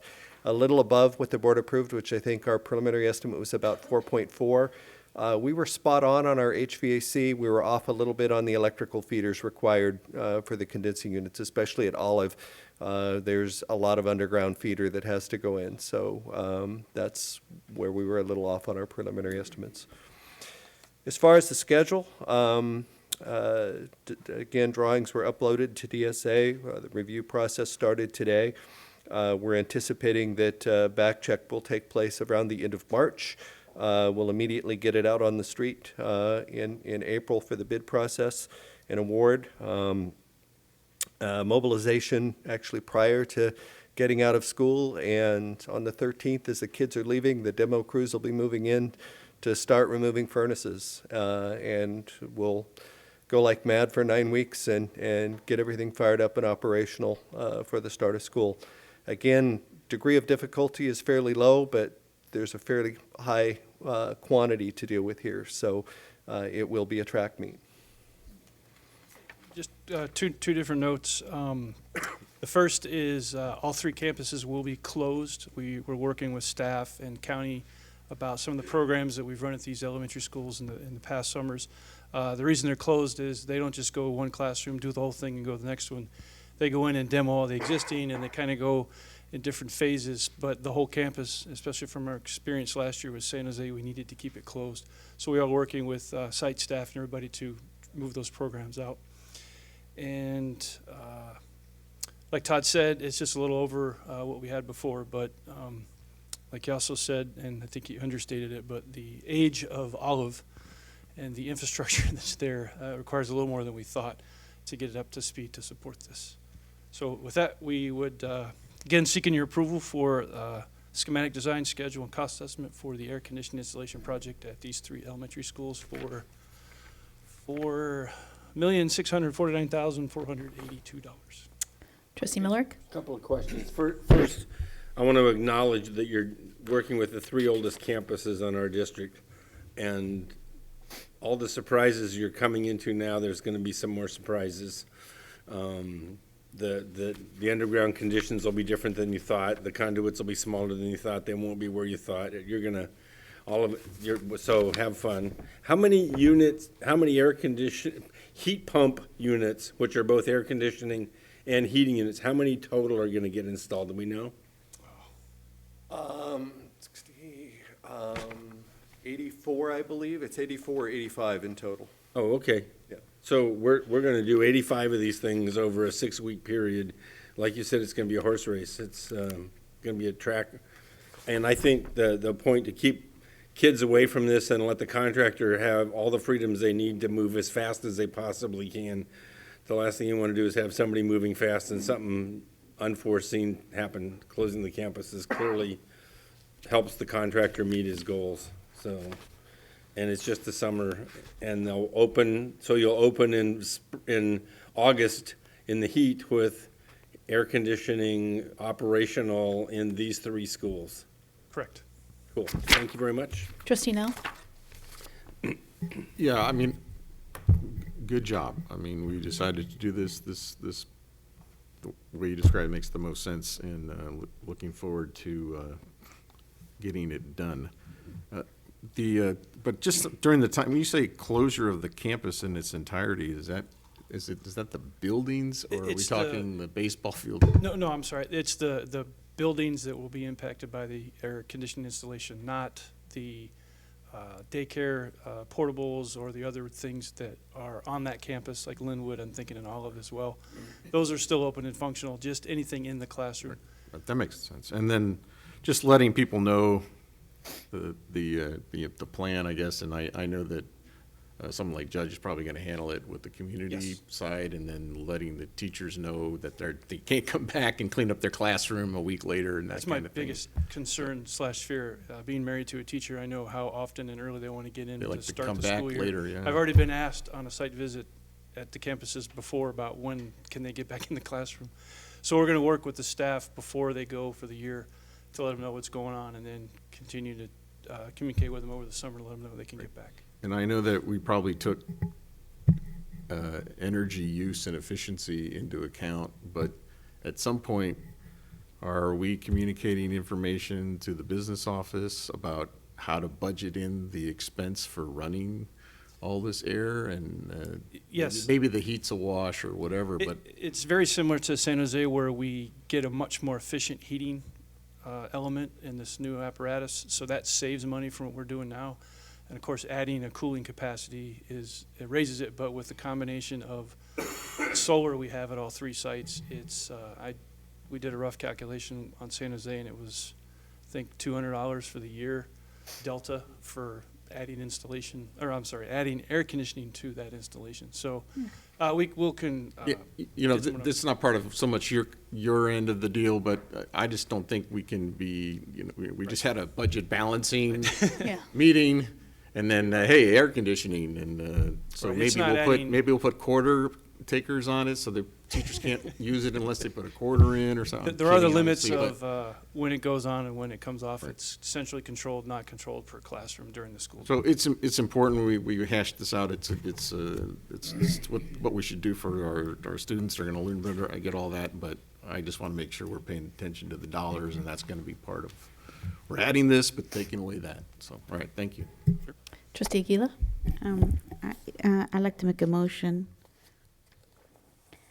that we approve the schematic design schedule cost estimate for air conditioning installation project at Loma Verde Elementary School, Linwood Elementary School, and Olive Elementary School. All right, a second. Trustee Millerk is a second. I'd like to make a comment before we vote, Okay. or a question, actually. If you go to slide 8 at Olive, am I reading this right, that the building E? No. Okay, fine. No, That's what I I'm was sorry, I hoping, didn't mean to 'cause- cut you off, Trustee Cooper. I meant to explain all the classrooms are getting it and the library at all three sites, not the multipurpose Thank you, room, sir. nor the offices who currently have. Thank you, because I don't think that's appropriate right now. Correct. And then one more question regarding the design. I'm no expert in design, AC design or anything, but how does that work when you have one condenser going to multiple classrooms? Is that efficient? Highly. What it does is, and especially in classrooms that have different climate conditions, for example, if you've got classrooms that are in the shade that are using less cooling in classrooms there, the condensing unit actually recovers the heat from heat recovery out of the system, and will use that if you've got some classrooms that are calling for heat and some are calling for cooling. If you know how refrigeration works, it'll use that temperature differential and balance the system out. Essentially, you have a large condensing unit. You can see it there on the left-hand side of the drawing. Right. That's picking up all 6 of those classrooms.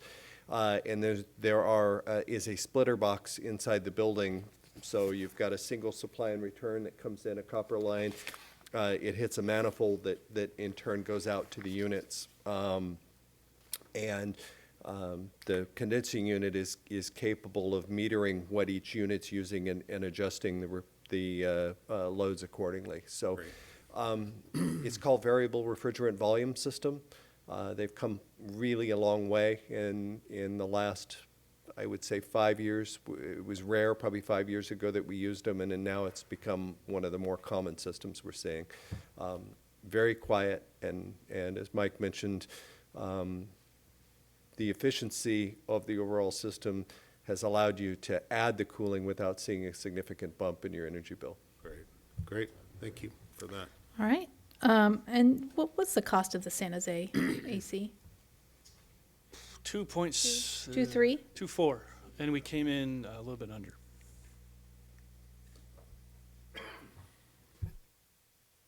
All right. Okay, so if there's no further comments, I have okay. So if a teacher comes in one day a week on a Saturday and wants air conditioning or heat in their room, but nobody else cares in that wing, the other 5 don't need up or down, how efficient is that operation? And it has a variable frequency drive in it. So the condensing unit will work in stages and only work as hard as it has to work. So the teacher gets the service they're asking for, whatever it is, up or down? Correct. And nobody says, I'm sorry, we can't turn on the system because we'd have to light up the whole campus to serve your one room, so we're sorry. Correct. Yeah, it's Sweat it. not a central plant. It's a staged condensing unit with variable frequency drive. So it's capable and if there's only a few degrees of cooling, let's say the outside temperature is 80 degrees and you're trying to cool to 78. Similarly, it'll meter accordingly and only work as hard as it has to make that 2-degree temperature drop. Thank you very much. All right, we have a first by trustee Aguila, a second by trustee Millerick. This is approval of the schematic design schedule and cost estimates for air conditioning installation at Loma Verde, Linwood, and Olive. All in favor? 6-0, 1 absent. When did DSA today? This allows us to, as soon as it comes out, we can jump right to it. Okay, moving on to the next item. This is the CEQA draft initial study. This is for the San Marin projects.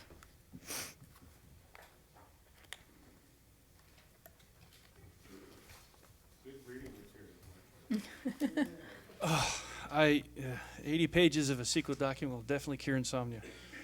I apologize. As I read these two 80-page documents, I realized it could be a little confusing, and President Butler pointed out an error we had in there to fix.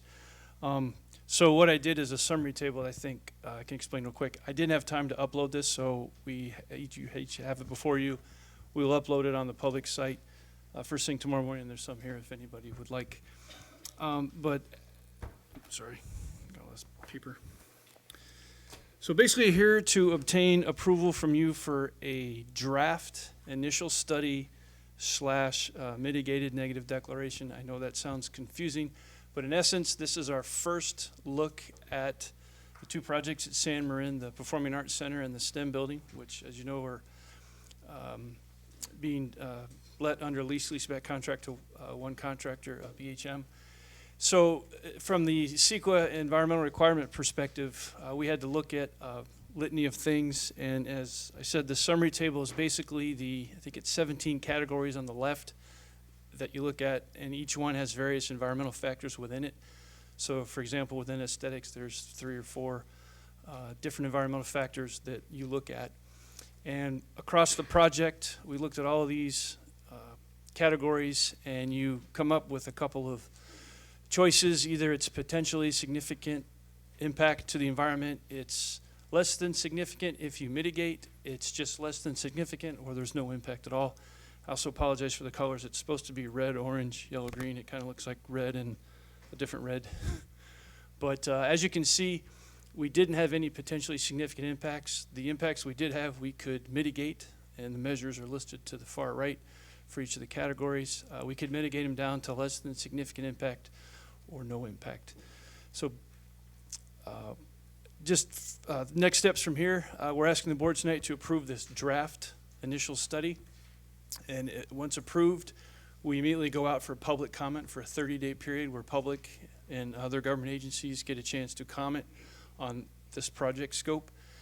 After 30 days, we take those comments, we evaluate them and insert them and add them to the document as needed. We come back to the board to present a final initial study / mitigated negative declaration, which is our way of saying we've looked at the environmental impacts of these projects. We don't think there's any significant impacts. We can mitigate the few areas we have identified to a less than significant impact or no impact, in which case we want to file a mitigated negative declaration. And once the board approves that final document, we submit to the county and the state, and it enters into a 35-day litigation period.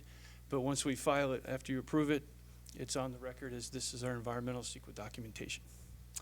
And that's the process for this, so if there's any questions, again, asking for approval of this draft initial study slash mitigated negative declaration for San Marin projects.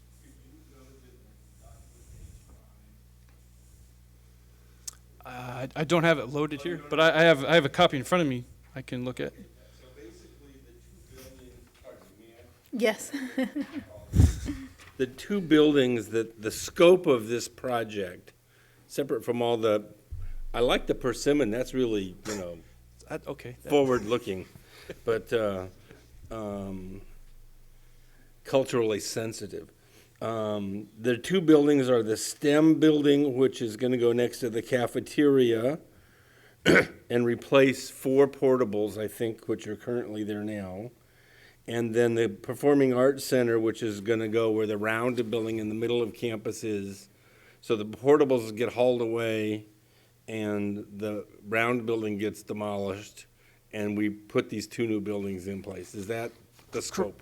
Correct. We actually moved the portables to the outdoor basketball courts. The other portables are temporarily till the STEM building's built. Then we get rid of those portables. Okay. Move in the classroom. But yes, we're demolishing 1 building, replacing on site, and then we're moving portables and building a new building on that site. How long will this part of the campus be closed for student access while that central building, which is a common walkway for everybody, how long will that, what's the impact to use of the campus? That's a great question, and we're waiting.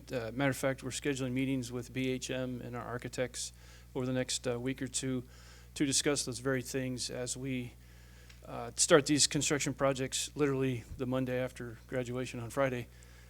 How do we maintain access once the next school year starts? Nevada's a little easier because it's at the back end of campus. San Marin is right in the middle. Yep, it's right in the middle. So I don't have an answer for you tonight, but I definitely, that's one of our biggest concerns in how we move forward, and we'll come back to the board at a later date with more specific plans on how we plan to address that. Okay, thank you very much. Yeah, Thank you, I Madam think President. especially when you're demoing a building that might have some issues in the demo. I do know the biggest impact, moving dirt demolition, is going to be over the summer where there's no students. Okay, yeah. And that's on purpose. So then by the time we get into school, we've got the foundations kind of laid out and we're starting to build structure, which is still annoying but not as impactful as big clouds of dust and dirt. There's nothing in your proposal that talks about moving the students off of that campus because of the risk of construction. Correct. So just to be clear, you're going to do this and accommodate the student traffic somehow. Correct. Okay. Any other questions about this? Okay. How will you get the message out, the 30-day, how do you get that out?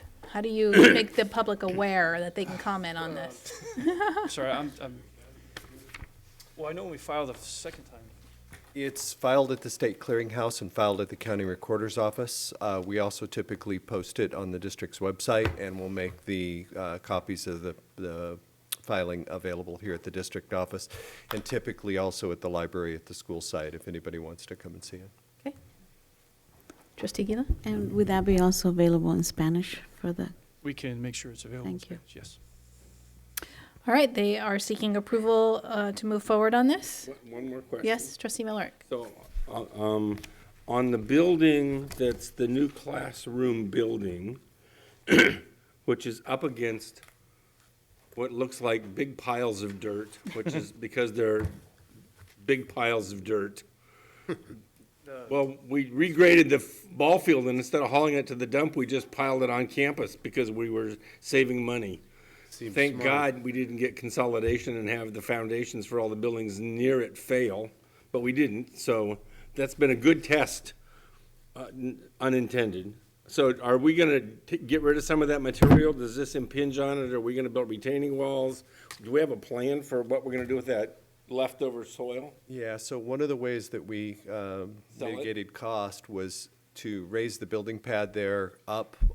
So we're sitting about 18 inches higher than where those portables are, with a stairway of, I think it's 5 steps at the southwest corner and 4 steps at the southeast corner to get back down to grade. That actually slopes there more than you would think. Even with that, we've still got about 2,000 yards of material to off-haul. Okay, so there. you're going to off-haul some and you're going to hide the rest under the building. Exactly. I don't know if hide's the right term, but structural part of the building. Okay, well, I mean, Subjects.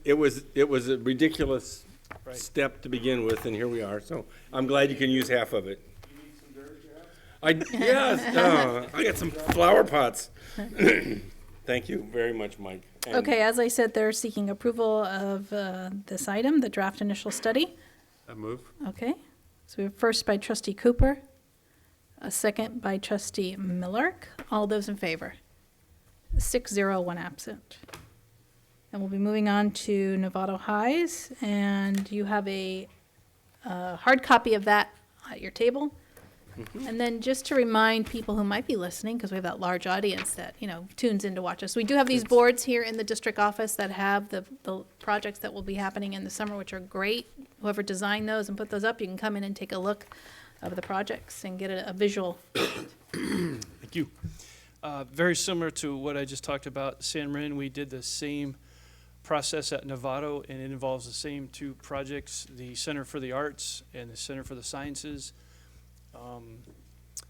As you'll notice, actually, the table's a little bit different because of different areas. I think there was more cultural resources concerns at San Marin because of the location, and one or two other differences to this site due to location. But the same exact process, and again, the issues that they identified were mitigatable to less than significant or no impact at all, and again, listed to the far right. And the only difference is we're moving portables for the Center for the Sciences building to the parking lot adjacent, and tearing down 5 nice tennis courts to put the Performing Arts Center in that location. And just to let you know, we're also having our environmental consultant look at the Fields project. The Fields project for Novato was not part of this study, but we are looking at it with another study, but they will go back and look at that cumulative impact for all three together, which is a big environmental concern that's usually covered down in that bottom category of mandatory findings of significance. Talking with our consultant, we expect a less than significant impact for that additional field project, so we're not too concerned, which is why we're here today to recommend or to seek board approval to file this draft initial study / mitigated negative declaration to for the Center for the Arts and Center for the Sciences facilities at Novato High. All right, anybody? Trustee Gasson, then trustee Cooper. So I think I missed the new one that's on our desk. What's the difference? Oh, I apologize. There was an error in the Novato, was it Novato High or San Marin? It was Novato High. Novato High. They had Page, talked about an impact as a no impact in a paragraph description, and they listed it in the table as an That's impact. the one that Debbie caught? So, and then we also, and it's me looking at the same thing 1,000 times, we changed the title. It's the Center for the Arts is the official building name for it. Had it listed as a PAC, so it was a Okay. grammatical word switch. So we wanted to get you the most updated one so that you're voting on the draft in front of you that we just resent, not the one that was posted this week. Okay, because as you know, and I want to say again, he took me to both sites because I wasn't familiar with all of this. And so that was great for me. I got a great visual of everything that was happening. And actually what stemmed my request was, this is my first time going through an entire report like this, and I'm thinking, oh my gosh, this is overwhelming, all these components that they have to look at.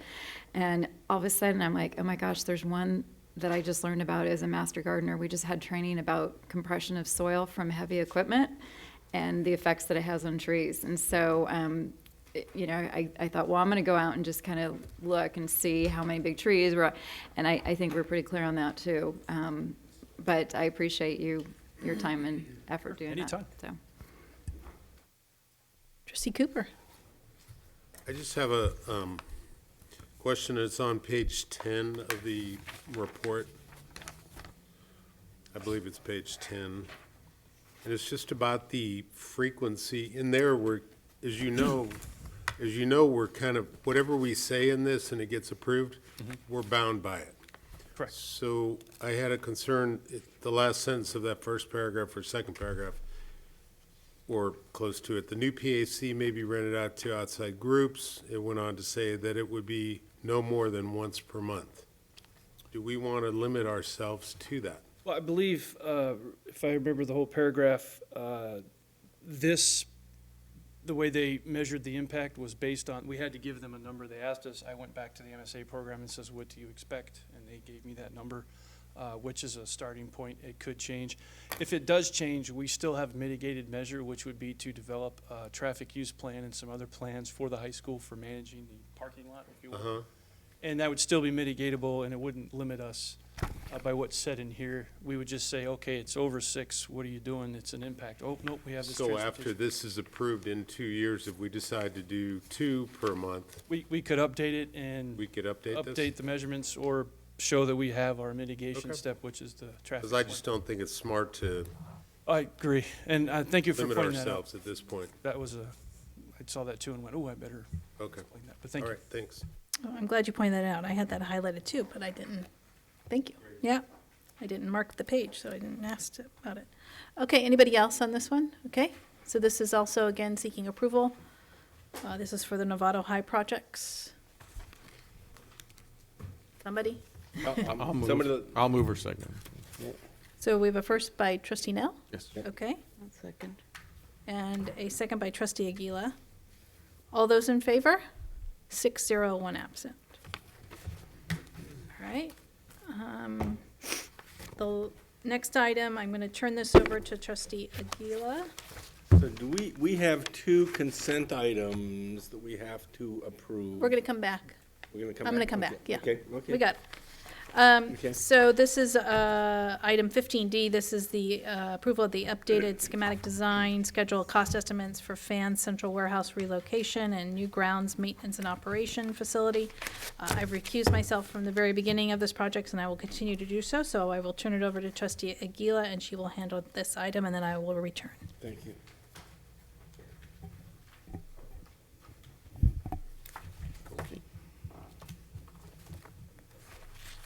Okay, Okay. our last presentation for the night.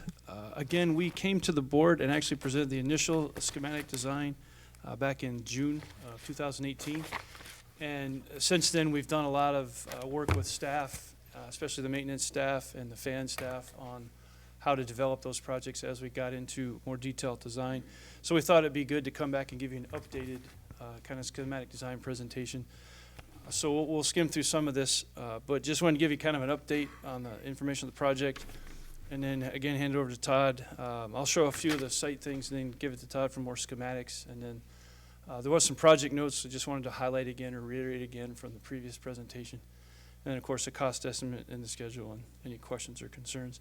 So as a reminder, I think initially this started out as almost 11,000 square foot new facility for grounds and maintenance. We've got it down to 9,600 after some work on the design. For the new facility, we call it the GMO facility out at C Street. We're also renovating about 5,000 square feet of the warehouse on Olive Street. So what maintenance and operation moves out of to go to the new facility on C Street, Fans is going to come in. We're going to renovate that space they did occupy at Olive Street warehouse. And I'll show you that visually here in just a second. And also we had the opportunity to consolidate grounds, which is currently at Novato High School, and we can move it off of them and combine them into that new warehouse at C Street as well. So the good takeaway here is we're taking 2 district-wide service operations off of school sites, Fans and maintenance, and grounds, and moving it to non-school site locations. And just so you know, the existing fan space that will be vacated at Linwood, we plan to leave it vacant until we go back and do that site renovation project. We'll take care of it at that time. And with the grounds facility, it will be demolished as part of the Center for the Sciences project that hopefully will happen this summer. And talking to the staff there, that can't happen soon enough.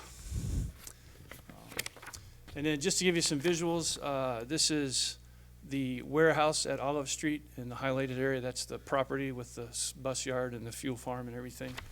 This is a zoom in of the building itself. We're looking at about a third of the building. The highlighted section is what we'll be renovating. Once maintenance moves out, we will come in there, gut it basically to the walls, and then install Fans operation in there. And Todd will show you that layout here in just a second. And then just as an elevation view of that same warehouse from the front, it's a 4-bay four-bay door warehouse. We're looking at the far left too, and that's the area that will be impacted and renovated. The rest to the right that's not colored will be unimpacted. Transportation will remain in there, and it should be a good split. There might be an opportunity for transportation to take a little bit of excess space, or fans, warehousing will move in. We have a little bit of swing space available. So with that, I'll turn over to Todd real quick to go through some of the specifics on the schematic. So if you look from the top of the drawing at the back, you have as a walk-in, or actually a drive-in refrigerator and freezer that you're able to move a forklift in and out of with pallets. In the center between the freezer and the refrigerator is a prep space for them to break down pallets of vegetables and other things, epoxy floor, prep sinks, et cetera, so they can bring in food in bulk, break it down, repalletize it to be distributed to the sites. If you look at it, there's a circulation pattern going in the roll-up door on the left front corner, so you can unload trucks in that area, break down pallets, make up the pallets as you're moving around to the right, and then load out of the right-hand roll-up door, circulating around the office space. They will not, but the truck will back up to the roll-up door on the left. That'll be receiving, it'll be offloaded, and as product moves through the building, you're processing and repalletizing to exit through the right-hand roll-up door. No loading dock, just. No loading dock, just no. Forklift operation. Correct. It's designed so forklift circulation, and forklifts can actually go into both the freezer and the refrigerator to load and unload pallets. In the lower portion, in the center, you can see the office space. It's a little more extensive than what we'd originally envisioned. I think the food service consultants was just a single office. We're actually accommodating the entire food service staff, including a team room, restrooms, and office space. Wood frame structure on both the prep room and the offices, with mezzanine plywood on top of the office space to provide additional storage for lightweight items to be stored on top of the building. Overall, we're projecting a construction budget of just under $900,000 with a 5% design and a 10% construction contingency. We're assuming City of Novato entitlement for this, so the permit will be through the city and the inspections will be by the city rather than by DSA. Net project cost of just above $1.2 million. The schedule for this, we're working on the drawings now.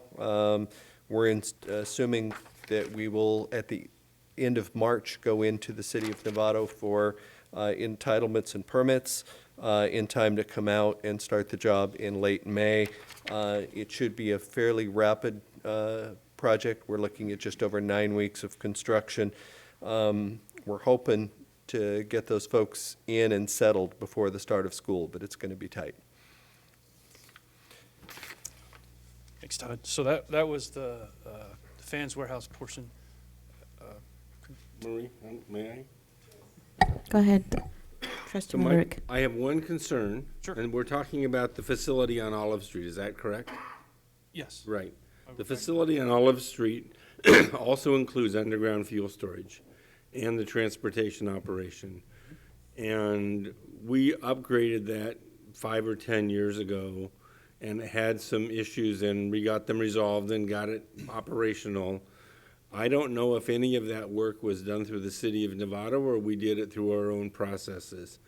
I would not want to switch our approval process over to the City of Novato if in fact all of that fuel system had been approved through our own process, to put another inspector's eyeballs on it, and if a slight difference of opinion triggers a complete rework of the fueling system, so I'd like to know where we stand on the current permitting of that site to make sure we don't cause ourselves a accidental problem. Great point. I'd have to go back and ask what approval process was used for the fuel issues and stuff. Typically, fueling systems are Bay Area Air Quality Management District. They have to be licensed annually and inspected, and that's your governing body for that. this would not have been, that building would not have been a project that went through DSA. It would not meet Field Act standards. So we have to assume that it was built and entitled under City of Novato. And again, their process is ministerial. They should only be reviewing the scope of work that we're taking to them, not looking into what was done previously at the site. That's great. If that's where we are, I just want to make sure we're not accidentally kicking a can of hornet's nest open that we didn't intend to because we didn't ask the question. You should write a book so that all these don't get forgotten. Thanks. Okay. Well, did I tell you the story about where the roof fell in on that building and on top of our vans because we had an earthquake in Nevada? Should write a book, I'm telling you. Document this. Because nobody bothered to tie the roof to the walls? You've got a lot of roof stories. No. Okay. Thank you, Trustee Millick. That's great information. Thank you. Anybody else? Any more questions? I'm sorry, that was the fans part. I just go through the GMO grounds maintenance operations facility.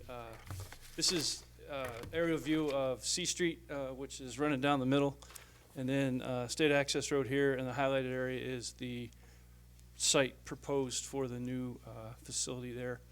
And just a close-up schematic of the actual building orientation. So Landon Village is here, and again, State Access Road. So we're looking to orient the warehouse along State Access Road and make use of the existing access from C Street and use existing parking or asphalt that's there. And this is a combination laydown yard, bulk storage, vehicle parking. We have a wash rack and some storage on this side. The offices, as you'll see in a second, are on this side. And looking to put is it here, Todd, or is it here? This the berm? This is a 8-foot tall berm to mitigate some of the noises. And so again, Landon Village is here trying to keep some of that noise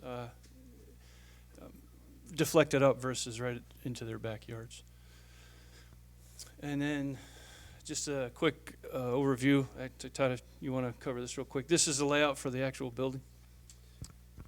So again, starting from the left of the building, you've got a team room, reception, director's office, and then we've got a central core here with restrooms, including a shower for use of guys using chemicals and other things to clean up at the end of the day. Locker room, key room, and a lunchroom there. And then we've divided the warehouse space into 3 bays with gorilla shelving around the outside of that. We're assuming this to be a pre-engineered metal building coming in, so essentially it'll be a slab on grade with a kit metal building that goes over the top with a build out. We've got unit heaters in the warehouse space for use when it gets really cold, and then a small VRF system, not unlike what we're doing at the elementary schools, to heat and cool the office space. And just like the fans building, this will not go to DSA. It's not Field Act compliant. It will go through the city. And we're not clear that this one has to even go through the city, so it may be what's called a peer review process on it. Construction budget, we're looking at right around $3 million. Again, design and construction contingency of 5% and 10% respectively, for an overall cost of $4.14 million. And we've most of it is in the site development cost. It's a 57,000 square foot or over an acre footprint to develop and pave, and we have all new site utilities going in. So that concludes this presentation, and I just wanted to note that initially the first schematic design you approved for $5,382,679. We're now asking for a little bit less, but as my kids always ask me when I give them money for food, can I keep the change, Dad? Hey. It's the answer I give them. Well done, well done. No, so in summary, we're asking board approval for the updated schematic design as presented with a new budget of $5,357,110. Madam President. Trustee Millerick, and then Trustee Cooper. And then One Trustee question Knell. or one point. We have I believe, internet access onto C Street. Please coordinate with Tim and make sure that we bring in the services that we have contracted to us for this C Street operation into this building, because this is going to end up, unlike the library or the maker space, this is going to end up being our facility in our building, and make sure you work with him to get that work done. Yes. So we'll have a conversation later, and with that, I'll make a motion unless somebody else wants to. Okay, So I'll move approval of the maintenance and operation and the warehouse and the food service building. okay. Environmental review. Trustee Miller makes a motion, I have a okay. question still. Trustee Cooper, I'm not. do we have a second, actually? Do we have a second? Comment, If- but, so point of order, if we have a first and we have, I think we need to have a second on the motion, so I will second the motion, but I have questions. And Trustee Cooper, and then Trustee Nell. All right, thank you. My question is about the water and the sewer tie-in at that location. Because as you recall, during the North Bay Community Children's Center discussion recently, there was some issue, as I recall, about them tying into the sewer system. And I wanted to make sure that we, in fact, had looked into all those problems and we won't experience those same problems. We're early in the process still, but part of the reason for the siting of the warehouse is that we're looking to tie into utilities in State Access Road rather than in C Street. There is a fresh water line that was extended across the street recently by the senior home across the way, so we've got a new 6-inch main right there in State Access Road. There's also sewer manholes in State Access Road that are active. We're assuming that the old mains that were on the site and in C Street by the Navy are probably questionable, so we're avoiding all of those utilities. Great point, though. Trustee Nell? Hopefully, a couple quick ones. Is there any pedestrian access to the site from State Access Road, or is the only way in is the driveway off of Access C? Currently, there's a gate, well, the whole thing's fenced off, obviously. where it Okay. goes, but there is an opportunity, if you wanted to put pedestrian access back here, but, or back here. And then, of course, the fence, that's a good question. The fence, it's hard to see, kind of goes around this area. So this would be open, and that's open, or would be open. So currently no, as far as pedestrian, it seems like there's single access, and that's the driveway off of Access C. So there's no other, I just want to know if you guys took that into consideration, or if I would think we wouldn't want any other, but you never know. Security is probably a bigger concern for us at this point, so especially on that back perimeter, we're assuming that we're, in addition to an 8-foot chain link fence, we'll probably have some strands of barbed wire around the top. That's still a fairly underdeveloped area out there, and with equipment and stuff stored in the yard. Mark has some concerns about security. We're also looking at cameras.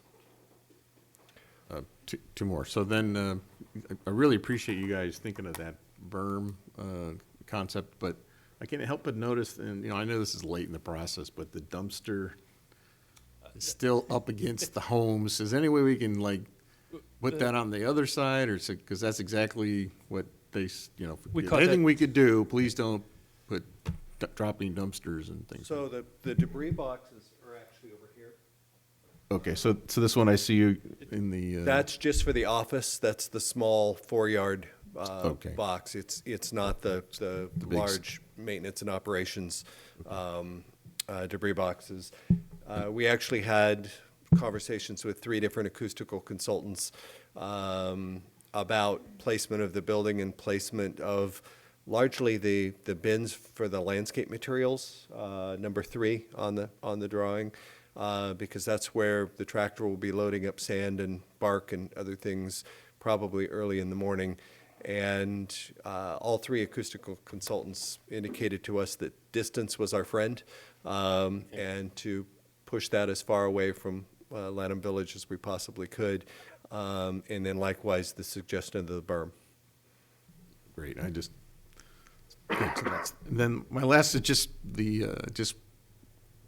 the paving that we're gonna do is, because there's a plume under there, and I don't know exactly where it ends and begins in this particular graphic, but we're not doing anything special like it's not considered a cap of any kind. I mean, we're basically, what we're doing is just paving on top of the ground, and that is okay because we're not disrupting the soils or something. Plume's 6-8 feet down, and we're only disturbing, I think, 2 or 3 feet maybe. We're in the top 3 feet maximum. If there was concern, it would be on the building, and there will be vapor barriers underneath the slab for that. But the paving is just 3 inches of asphalt paving over 8 inches of base rock. Comment. When you start digging down where the number 2 is, I think this is hard for me to, I'd have to walk out there. But there used to be a commissary building, and it was all concrete, and they basically pulverized the building and put it back. They didn't haul anything off site.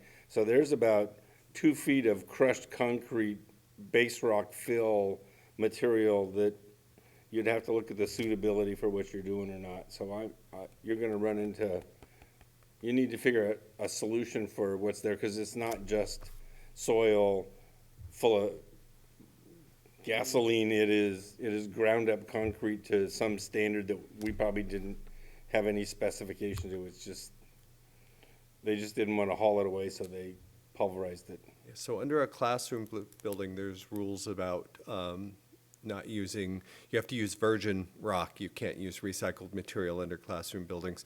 But this isn't a classroom, We right? we wouldn't put it necessarily under the building, but it makes great base rock for putting under all of our paving sections. So we're assuming that we're going to scrape that off the top, process the soil, and then use that as the base rock under our paving I just wanted to section. hear you'd thought about it, that's all. Just, okay, perfect, thanks. Anybody else? Okay, so I call for the vote. All in favor? Okay, that's 5 yes, 1 recuse, 1 absent. Okay. Thank you. Thank you very much, Mike. My pleasure. And I think the 2 consent items that were pulled. So, Mike, in terms of the fiber access, you're gonna get security camera support out of that same network. We're working that now. Yeah, good, so. Running across the road. Yep, good.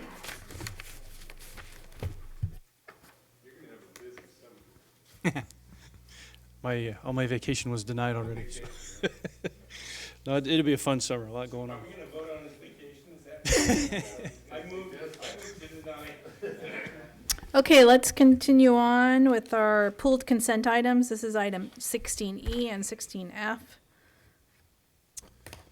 And they're both related to the same thing, just one is for San Marin and one is for Novato High. I think C is still open too. No, we did C. We resolved that. Yep. So Go ahead. I'm sorry. No? Both of these items are just a contract with F&G Design Drafting Services, our inspector of record. The board previously approved a litany of consultants. This was one of them, based on their rates and experience. And basically, I apologize, the contract that we submitted was a general agreement, and it was pointed out that it wasn't very descriptive on scope of services and some other details. We do have a page here for each project for both high school sites. We did, oh, there it is, thank you. That we'll pass out and we'll post online. That in an effort to try to limit the amount of paperwork that y'all have to review every board meeting, we didn't put it in, but it contained, I think, a lot of the pertinent information that was questioned. Has the cost breakdown and basically describes their scope of services is field inspections, communicating with the principal in charge of the project, the construction management company, the general contractor, and then the DSA side, which is a multitude of mandated forms. Basically, this person is DSA certified to inspect the construction process of the facilities to make sure they're in compliance with the DSA-approved design. And they also work hand in hand with the architect firm, the designer, us, the customer, the construction management team on any change orders and questions, requests for information, and those kinds of things, especially regarding the design.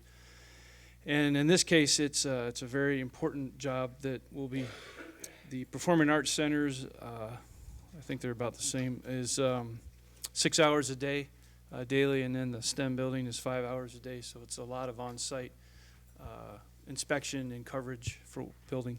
And this particular consultant we have used on the San Ramon roof, the San Jose air conditioning project, the San Marin High School lights, and the San Marin High School press box projects. Any more? I think that was it.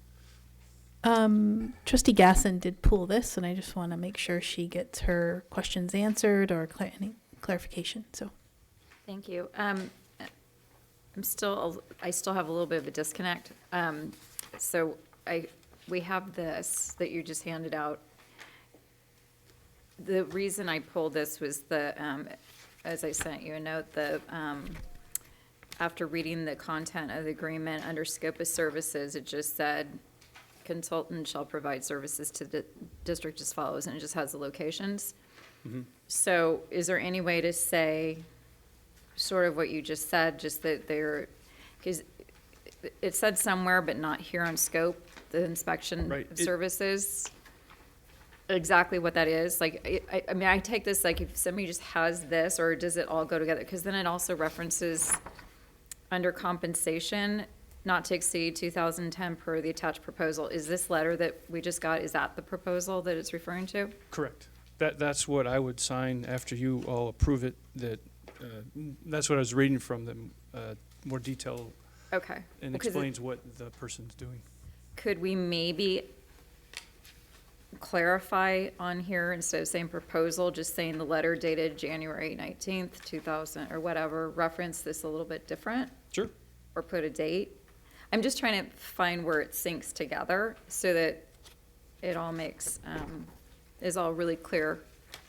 I'll just, under scope of services can say what it says now in Or attachment just A even and reference attached. in both those places back to, if this is the piece, I haven't had an opportunity to look at this, but if this is what it says that he does, and this is what we're referring to, just having this connect to this piece. I can do that. Is that, I mean, I don't know, that was just and I my, think going forward, we should have Right. this page included in, We'll make it a single document Yeah. next time. a just one sentence I'll tell them to put it all in describing the one scope of the contract. services doesn't, we need a little bit more, so. Well, I think it's for separate. Modifications, or do you want them to bring it back? Oh, I'm fine with modifications. I'm new to this whole process, so whatever it works best. I just, as a new member, I just was having a hard time following exactly what was happening. So I thought, well, if we had a little bit more clarity on that, it would help the community too, if they're looking at Yeah. this to understand No, what's no, the thanks. I agree. connection. We need to clean this up and make it. The contract needs to be able to stand on its own without the board cover attached to it, with all the documents, so I think So it's a I'm great fine- suggestion. I'm fine with both of them with the minor modifications as suggested. so. Okay, so let's just start with the first one, 16E, which is the San Marin approval of the contract for F&G design and draft services. And these are action items now, so. You would move with modifications, Right, and then somebody else second. I would move to approve with the modifications as outlined. Then I'll second. See how Thank that you. works? Isn't that great? That was wonderful. Thanks for your help, Ross. Flawless. All right, so we have a first by trustee Gasson, a first by trustee Millerick. All in favor? 6-0, one absent. And then the next item is the same thing following with Novato High. So move to approve the consulting services agreement with the modified changes as suggested. Okay. Second? Okay, a first by trustee Gasson, a second by trustee Cooper. This is for item 16C. All those in favor? Or 16F, excuse me, 6-0, one absent. All right, that concludes our meeting. And for the board, this Saturday is our board, a special meeting that we're having. And the agenda will be posted by Thursday morning, most likely. And so we'll see you here at 9 o'clock. We'll probably meet in 102 first, and then we'll go over to 107 for the other part of the meeting. And I think that's it. And then the next regular board meeting is February 12th is the next regular scheduled board meeting. All right, this meeting is adjourned.